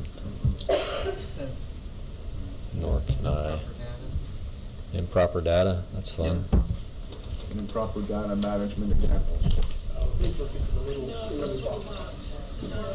Oh, the little. Yeah. Well, maybe I can cancel. Oh, that box. Oh. Well, that's fun. All right, maybe now we're getting somewhere. All right, we'll give that a try, maybe. All right, I think we're good now. Sorry about that, technical error. All right, so let me scroll on past Dr. Richards' presentation, and I appreciate your willingness to stay on just a little bit longer for us. We didn't plan on the presentation in the beginning. Please give us your name and. Yes, my name is Jason Frazier. I live in Fulton County. And I have been looking at voter registration data since probably 2021. All right, so now you've heard a lot of the issues that we have seen in the voter rolls, and I want to talk about, we've shown you a problem. Here are some solutions that I might recommend, and things that can be done right now. So right now, if there's an issue found in the voter roll, there are 3 different methods of challenging a registrant. There's the registrar challenge, which is a 228 challenge, and then there are citizen challenges, which are 229 and 230. And I'll get into those a little bit more on the next slides. All right, and also some of the flags, we'll say. So 228, if we go into that code a little bit, it says very specifically that maintaining the voter rolls is the responsibility of the county. But one flag, I'm not sure why this is in the current code, but it says that they must examine them from time to time. Now I want you to think about that as next month comes up. What happens next month? We all file our taxes. If the IRS came out and said, you know what, you all have been good, you're trustworthy, you just need to file your taxes from time to time. So, some of you might look outside like I would on a day like this and say, you know what, I would rather watch paint dry. I'm going to go outside, enjoy the day. I'll do it some other day. Unfortunately, some other day sometimes just does not happen. Fulton County said on the record in a Board of Commissioner meeting, Fulton County never does an independent search for anybody. Now, they did go on and say that they look at the dashboard, they look at what the Secretary of State gives them, and that is what they look at to maintain their voter rolls. However, as you can see with 228, it is their duty to maintain the voter rolls. So and not the Secretary of State. So if the Secretary of State misses somebody, nobody else is looking except for me and a handful of my friends. So I don't think that is the intent of the law. I would highly suggest we change from time to time to something a little more measured. And I've got some recommendations over there. What I would recommend is a third-party audit. Somebody that doesn't have any vested interest in cleaning up these voter rolls. I mean, let's go back to the IRS. If they said file your taxes from time to time, well, I may not get around to it this year. Next year comes up, I may not have gotten around to it then. After 10, 15 years, you end up with quite a mess. So third-party outside audit, and just to clean it up, bring it up to par with industry standards, get names right as you've seen, validate addresses, make sure that everybody's address is correct, because I want to receive my precinct card. I want to make sure I'm in the right precinct, as do many other folks. All right, so just off the top, I've got a lot of KPIs, key performance indicators. If you don't measure it, it doesn't improve, whether you're golfing or whether you're voting. So measure it and things will improve. So that's kind of the takeaway on this slide. As far as 229 and 230 challenges go, there are some nuances there and some items that I would recommend maybe we think about. A lot of the counties in Georgia have a moratorium on 229 challenges 90 days before an election. That's how they handle them. Well, if we think about last year, we had the presidential preference primary, the general, some runoffs and special elections. The way I do math, 90 times 4 is 360. That doesn't leave a lot of time depending on how they stack up, so that pretty much eliminates a 229 challenge altogether. As far as 230s go, SB 189 put into to effect a 45-day hold on challenges before an election. That might sound good off the top, but you've got to remember, 45 days before an election, people can register up to 30 days before an election, and that doesn't mean it gets into the voter rolls. That's whenever you must turn it in. If they turn it in the mail, however it goes, it might take another 15, 20, 30 days to get added to the voter rolls. So essentially, especially in busy election years like a presidential election year, you've got a lot of people being added in those last 45 days with no oversight. So I might suggest we change that 45-day or put a hard deadline on when people can be added to the rolls. So, require that the registrars get them in at a certain day, and then you can audit, because people move all the time. People sell their houses, people move. We should be able to look at those. Additionally, a lot of counties disallow any challenges whatsoever to inactive registrations. Now, that might sound all right if you don't know what inactive truly means. It doesn't just mean somebody hasn't voted in a few years. It also means that somebody moved out of state, so they are flagged as inactive to get them on the two federal election cycle clock to remove them. So if the Secretary of State knows somebody moved out of state, we can find where they moved to and maybe registered in another state, but yet we can't do anything about that for 4 years. I view that as problematic. I believe you should want to challenge the ones that are registered in another state, because if you truly believe one person, one vote, it should be one person, one registration. That would be my recommendation there. All right, so I know this is a bit of an eye chart, but I wanted to highlight a couple of issues that we have been receiving when people do voter registration challenges. The first one that I would recommend people look at is 21-2217. So that one goes into discussing that if somebody moves out of state and registers, then they have lost their residency. And some counties have stated on the record, well, they've lost their residency but not their registration, and leave it at that. But they skip looking at 21-216F, that clearly states that if you have lost what qualifies you to be an elector in the first place, then you shouldn't stay on the rolls. At least that's how I read it. But they stop at the first one, do not continue to the second one, and leave people on the rolls for a minimum of 2 federal election cycles after. So you might consider that. The next big red flag I see is 21-232, and I've actually spoken to someone in the Secretary of State's office, and they mentioned that a lot of times, for example, when people move to Florida, that's the #1 move out of Georgia State. If people move to Florida, they register to vote there. A lot of times, Florida will notify Georgia that those people moved out of state. However, they don't send them the voter's signature card. So without that, in this line of code, that is the reason the Secretary of State leaves them on. So that would be a simple fix. I mean, we already know they live in another state. A lot of these people filed an NCOA. They've got a driver's license out of state. They have attested that that is where they live. They need to be removed, so that way we get back to one person, one vote because of one registration. So that would be another thing that we could look at. All right, so how did we get here? So here's some data I just want to throw in. The EAC, if you ever have trouble sleeping at night and want to learn a little bit more about elections, they've got a ton of data on there. You can dive into that for a while. But one thing I wanted to point out is in 2018, according to the EAC, the citizen voting age population, if you had 100 people, 97 of them were registered to vote. That might sound great, but not everyone wants to be registered to vote, so that one was probably a little high in reality. But then in 2020, after we joined ERIC, it jumps up to about 104%. So that means for every 100 warm bodies that are allowed to vote, there are 104 people on the voter rolls. That seems to me like too many. And if you look at Fulton County, they're at 113%. That means they've got 13 extra people on there versus warm bodies in Fulton County. So those might be some ones that kind of tell you we've got a problem. And if you look at the top 4 counties in Georgia, they average 110%.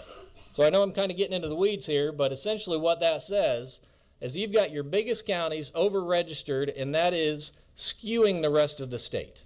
So all I'm suggesting is maybe, again, if we had an independent audit looking at the voter rolls, we could get the right people on there to instill confidence in our elections. And it also would reduce costs. Every registration on the voter rolls costs money to maintain.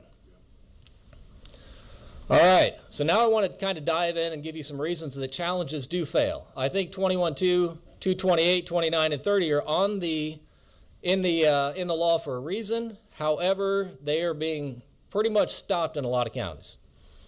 So one of the common reasons the challenge is denied is they say they can't accept a list. To me, that's nonsensical. I mean, you buy the voter rolls, it's a list. It's an Excel file. If we look at, you just chop down that Excel file and look at everyone that lives at a UPS store, for example, or a bad address, or moved out of state. Essentially, when we turn these in, we typically just put, their NCOA, the National Change of Address, where it says they said, I am moving out of state. And then if we find them out of state, we add that, on the right-hand side of that column. So that way it's simple to look at. It's easy to manage. A lot of counties say, nope, that's a list. We can't take it. Even though we give you a list, you can't give it back to us. Some counties are forced to print them off one at a time and give them reams of paper. This might work in a small county, but Fulton County has over 800,000 people at 113% registration rate. So to clean that up, you're talking hundreds of thousands of pieces of paper to manage this. That to me is unacceptable. Now, and they'll also say we can't take outside data sources. In Forsyth, they had a registration challenge hearing, and they said we can't validate that these people live in Florida. So I happened to be standing there, and I had the Florida voter roll, which Florida mails to my house every month for free. They don't charge me $185 like Georgia. They mail this to my house. So I said, okay, you can't validate it. Here's the CD. So we tried to give it to them. They said, sorry, we can't take outside data. So they don't want it, but they won't take it. That to me feels like a moving of the goalpost and an excuse to just not take challenges. All right, so I would suggest maybe some tightening of language in there. Now, Fulton County does make a fantastic recommendation on their website. They say if you're going to submit a challenge, we need full date of birth. You know what? I agree with that. That would tighten up the data. That would reduce false positives. The problem is the Secretary of State of Georgia views full date of birth as PII. They don't give it to us. So again, moving of the goalpost. If Fulton County won't give it to us, they sure should not demand that we give it to them. Again, that is unacceptable in my opinion. All right, so next, other failed challenges. I'll walk you through a real-life example of a challenge in Fulton County. So in August, there was a challenge submitted for folks that filed a permanent change of address to Florida, and we found them on the Florida voter rolls with the exact same name, the exact same birth year, at the exact same address they said they moved to. Seemed like a pretty good match. That was turned into Fulton County. They said at first, well, we can't take spreadsheet. Okay. There was some back and forth, and after a while, they simply denied the challenge. So let's dive a little deeper. How was this data created? We started out, and I've redacted this individual. This is an actual case, so I don't want to call out the person. But I'm happy to share it with anybody that has a true interest in cleaning up Georgia's voter rolls. I'm happy to show you the real data. But essentially, we give them the person's full name, birth year, ID number to make it easy, the date they registered in Georgia, the date they filed a change of address, and the date they registered in Florida. Essentially just look on the Florida voter roll. Are they where they said they were going to be? And on this case, for example, they registered to vote the same month that they said they moved to Florida. So that seemed like a pretty tight case. And they actually had already voted in Florida. So again, if we believe one person, one vote, probably shouldn't have them twice in the same country, because that is two votes for the same race. But again, this challenge was denied. Diving a little bit deeper. So we do have some code on the books, such as 21.2590, that says if any poll officer allow someone to vote that is unqualified to vote, they shall be guilty of a felony. Now, I've never heard of somebody actually convicted of a felony for this, but it's on the books. If we're not going to enforce it, maybe take it off the books. Or change what that is, maybe a misdemeanor or something. That's up to you guys. But that would give me pause. And if we dive a little bit deeper, this one example I gave you, the data shows between the Florida voter roll data and the Georgia voter roll data that this gentleman voted in November in both states. So my understanding is that would be a felony. So we've got a whole host of evidence on this particular gentleman that I've got up here, again redacted, but I've got his voter certification card from Florida. I've got his NCOA that says he moved there, his full address there, the voter history in Georgia. Essentially every piece of data that you would want, unless it is a clerical error, showing that this gentleman, who we had challenged, voted in 2 states, with Fulton County knowing full well that they should not have been on the voter roll, but they denied it. So again, one person, one vote, instill confidence in our elections. We probably ought to do a better job. All right, so again, this is a bit of an eye chart, but I will just kind of reiterate some of the highlights. There are a lot of errors in the voter rolls that, as Dr. Richards mentioned, could easily be automated, could be fixed, such as incomplete names, incomplete addresses. A lot of apartments do not have the unit number, and I'm not sure if you can read it, but on the far right-hand side, that's an example of a bunch of duplicate registrations. I guess I can't say for certain if they are a duplicate, but I'll read you some of the names. It's Bruce Coleman and Coleman Bruce with the same middle name, same year of birth, at the same address. And the list goes on. A simple data validation would keep duplicates from ever appearing on the voter rolls. When I first got into this, I turned in 10,000 names in Fulton County that were registered more than once. All 10,000 of those were at the same address. So you've got Bob Smith and Robert Smith at the same address. Then you go down to the next one, and they're at the same address. Over and over and over, 10,000 of those. So again, no data validation. If we just compared driver's license, other data points, then we could get to one person, one vote very easily. Why aren't they doing this? And at the bottom, here's some other examples. Alpharetta, sure, that's a long name, but I believe there's only one way to spell Alpharetta, and there are a whole lot of different ways to spell Alpharetta in the voter rolls. That's just, again, one example.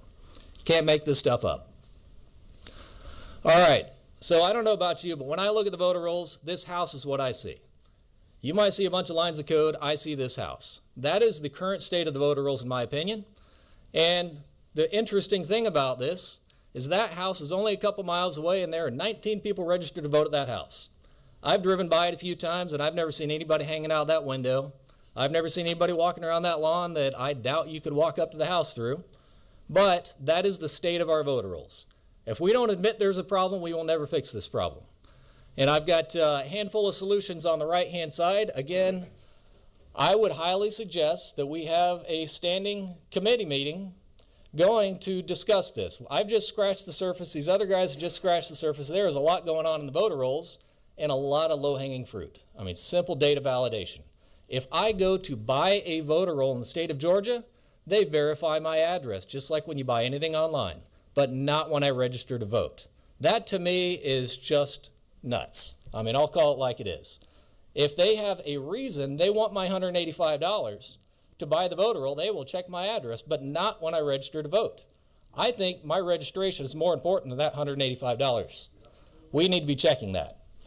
A couple other things. CAS verification, that is the checking of the address, get the names right so that way there's no duplicates. That also helps with auditing, because if somebody files a change of address to another state, they're moving away as Robert Smith, not as B. Smith, not as some short and hyphenated name. So you have full names, then that translates all the way through the process and helps this process to be cleaner. Same with addresses. That nobody at A.Areta actually moves, that's not a real address. You've got to have addresses right to make the whole process clean. A couple other suggestions that I'd really like to point out is I believe the State Board of Elections needs to give guidance to these counties on how to handle registration challenges. I hear it time and again. We're not sure how to do this, so they wing it, they make their own rules, and we have 159 methods of handling registration challenges. Some counties do a great job. Other ones ignore practically everything and just make up these nonsensical reasons which I have just mentioned. I don't believe that is the intent of the law, but that is how it's being handled, and nobody is pushing back. If we don't push back, they'll do what they want, and I don't believe they're doing the best job that they could do. And for the Secretary of State to do some of that extra work, I would highly suggest increased funding so that way any of these issues are resolved right away. Challenge, have it go up to the State Board of Elections right away, so that way it doesn't sit for 4 years while we're waiting to figure out whatever happens. And again, measuring. If we don't measure it, we never get an improvement. The last thing I'd like to close with is voter rolls for $185. Definitely hurts the regular person wanting to analyze the voter rolls, figure out how to help. You know, I would want everyone in the state to have a copy of the voter roll, easily accessible, broken down, so that way, you know, Bob in the neighborhood down the street can look at his neighborhood. Maybe he knows somebody sold a house, moved to Florida. He would know a whole lot better than other people that are further away. $185 restricts access and causes pain points. I mean, we buy a voter roll, but not everybody can. Price increase is $485 now. Yeah. You said $185. Oh, I'm sorry. If I said $185, it's $485 for the voter roll. I apologize. And again, this CD comes to my house every month for free from the state of Florida. Ohio is free.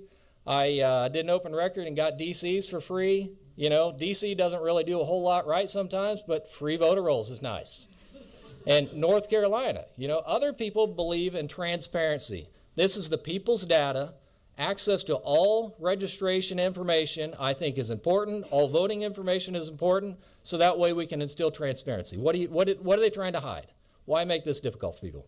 So anyway, that's my spiel. I'm happy to go deeper with anybody if they want to learn more or see this, you know, right in your district where people are voting for you. I'm happy to do a breakdown and show you what it looks like. So thank you very much.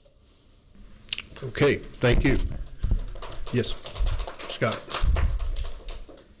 So I want to close out today by saying to the chairman, thank you for allowing us the time to do this, and we urge you to consider a standing committee to cover these issues. Like they said, we're just scratching the surface here. There are a lot of issues that I think need to be resolved, or at least some transparency. I mean, the common thing my mom always told me, sunlight always disinfects everything. I think we just want open, honest, and transparency.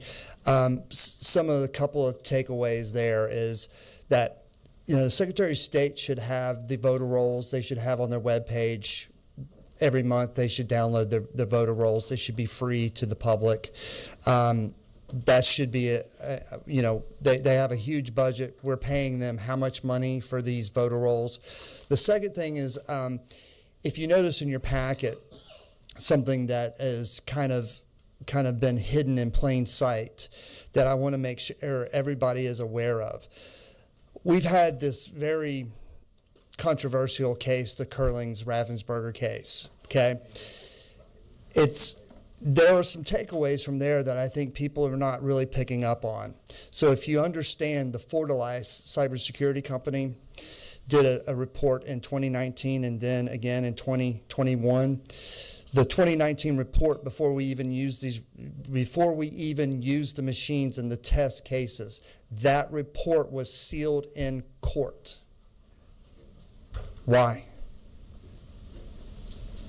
What does it say? Did they know that they were cybersecurity vulnerabilities before they even opened the machines out of the box? I think as a citizen in the state of Georgia, I would like that answer to be told to the general public, because there's laws on the books that says that they have to mitigate those before they can use this $150 million dinosaur. The other thing that is concerning is that they did their last report before they terminated the contract and gave it to Dominion, an external cybersecurity report on their website and all that. They found 8 vulnerabilities. 4 of them were critical. Yet, in the transcripts of the Curlings case, there's no evidence that they've mitigated those or even resolved them or have been shown publicly. I think that's concerning that if somebody can simply go through the Secretary of State's website and attack it.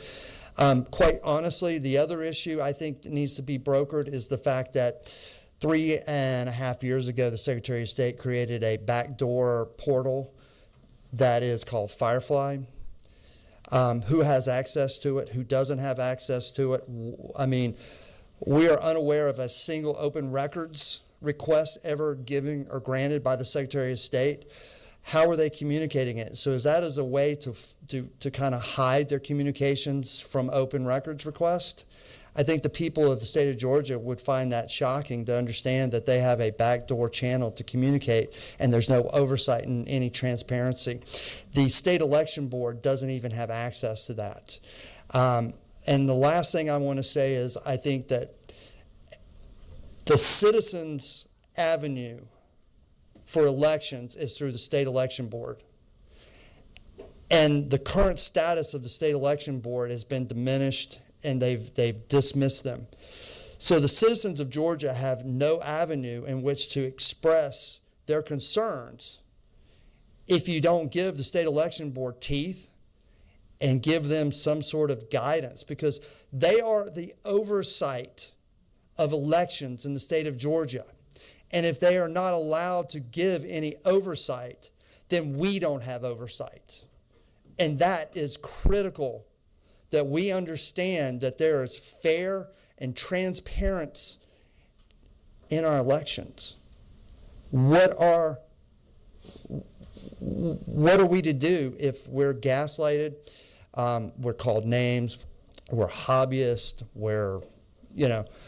We just want solutions. And I think that a standing committee to address these and study these at this time it's really the best option for us to do this. We could bring more speakers here to talk about cybersecurity and the different things.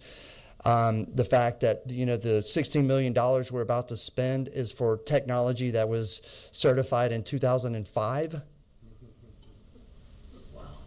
So why are we buying an iPhone 3 when there's an iPhone 16? But we're about to pay $16 million for that. 3 years from now, are they going to need another $16 million? Are they going to need another $20 million? Where do we put the goalpost? When is enough enough? I mean, between the amount of money we've already spent and the amount of money they want, we're over $200 million. Fulton County's elections, 2016, they spent less than $9 million. The last presidential election, they were like $44 million to run their elections. Those are tax dollars. Yeah, there's lots of reasons. But I think that, the state of the economy and the way we are, my home county, $300,000. In Athens, Clarke County, it costs $300,000 to run the presidential election. That's outrageous. But thank you for your time. Thank you for consideration. And thank you for allowing us to do this. Okay, and is that everyone, Scott? Is that okay? Thank you all for your time, your presentation today.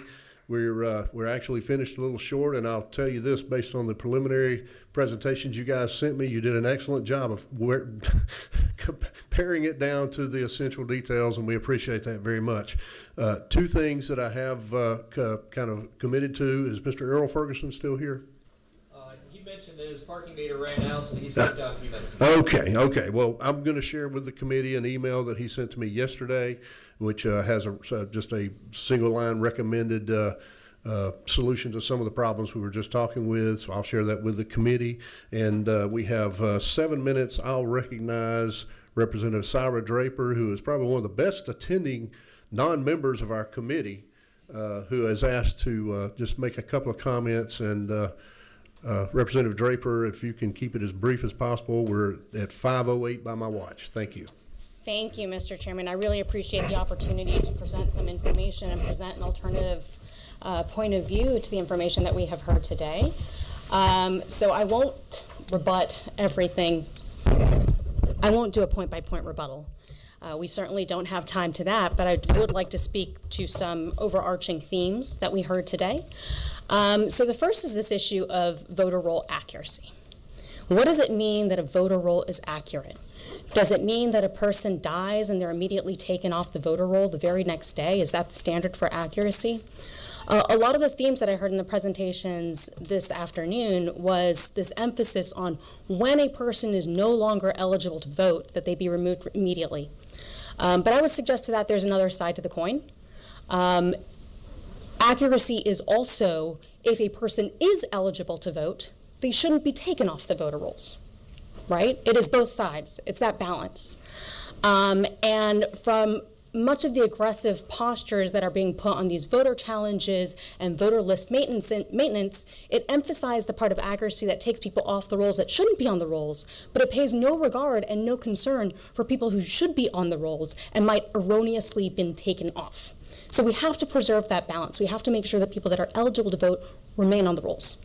I think part of the emphasis on only focusing on one side is a misunderstanding or perhaps a ignoring of the interplay between state law and federal law.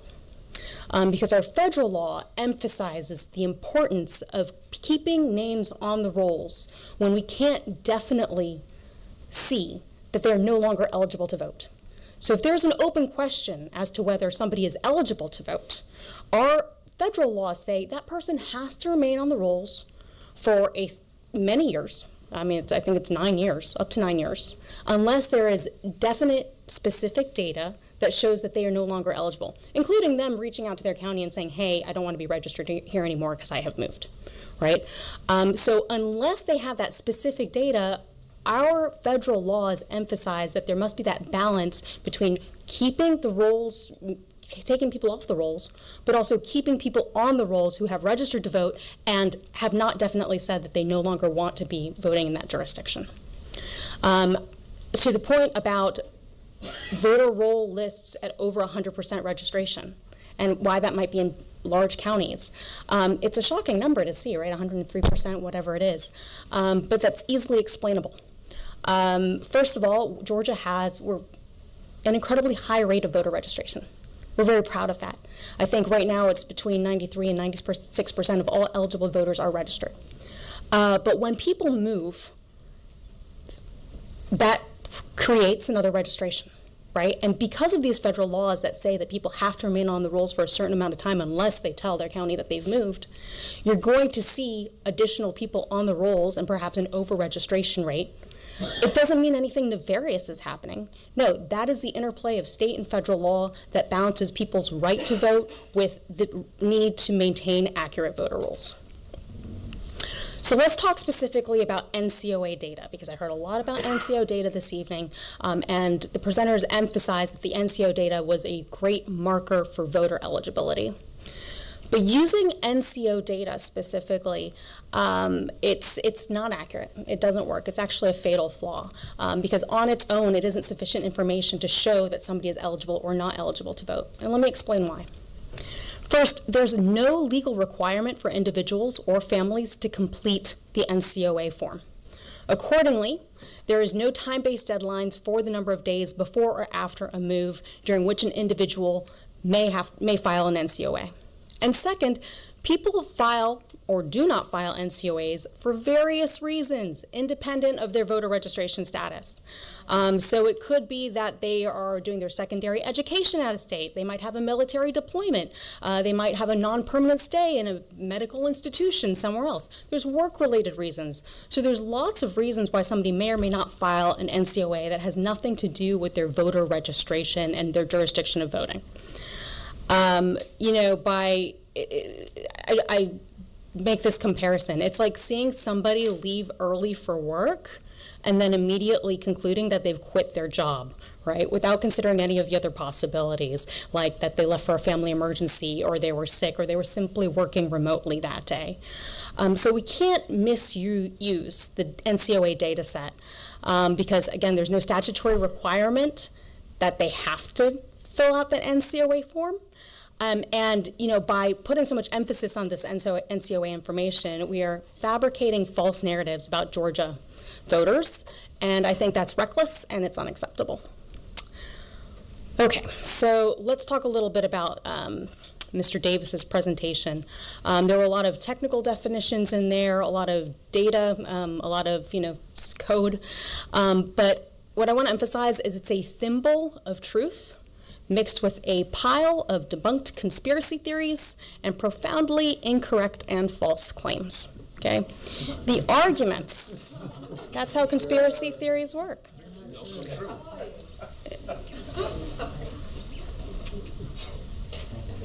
The arguments that Mr. Davis is making are not new. We have seen these types of claims with the multiple and disproved conspiracy theories from Dominion voting systems, most notably with the $787 million settlement between Fox News and Dominion voting systems in 2023.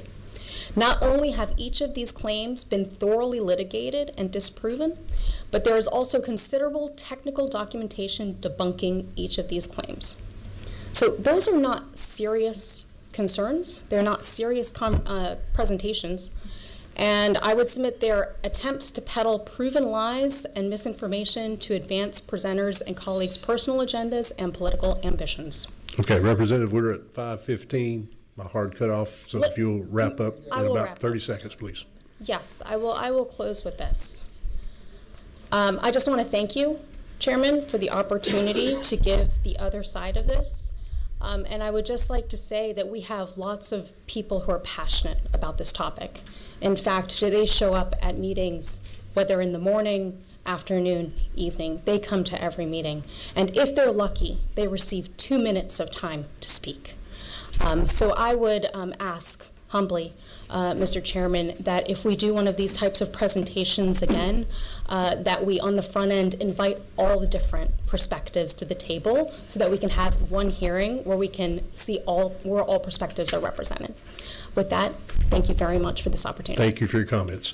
And I want to thank everybody for being here, the people who spoke and presented today. We do appreciate your time, your effort. I know some of you traveled a long ways. As I mentioned prior to this thing, people are passionate on both sides. And so I hope we all take that into consideration as we go forward. This committee thanks you. We appreciate your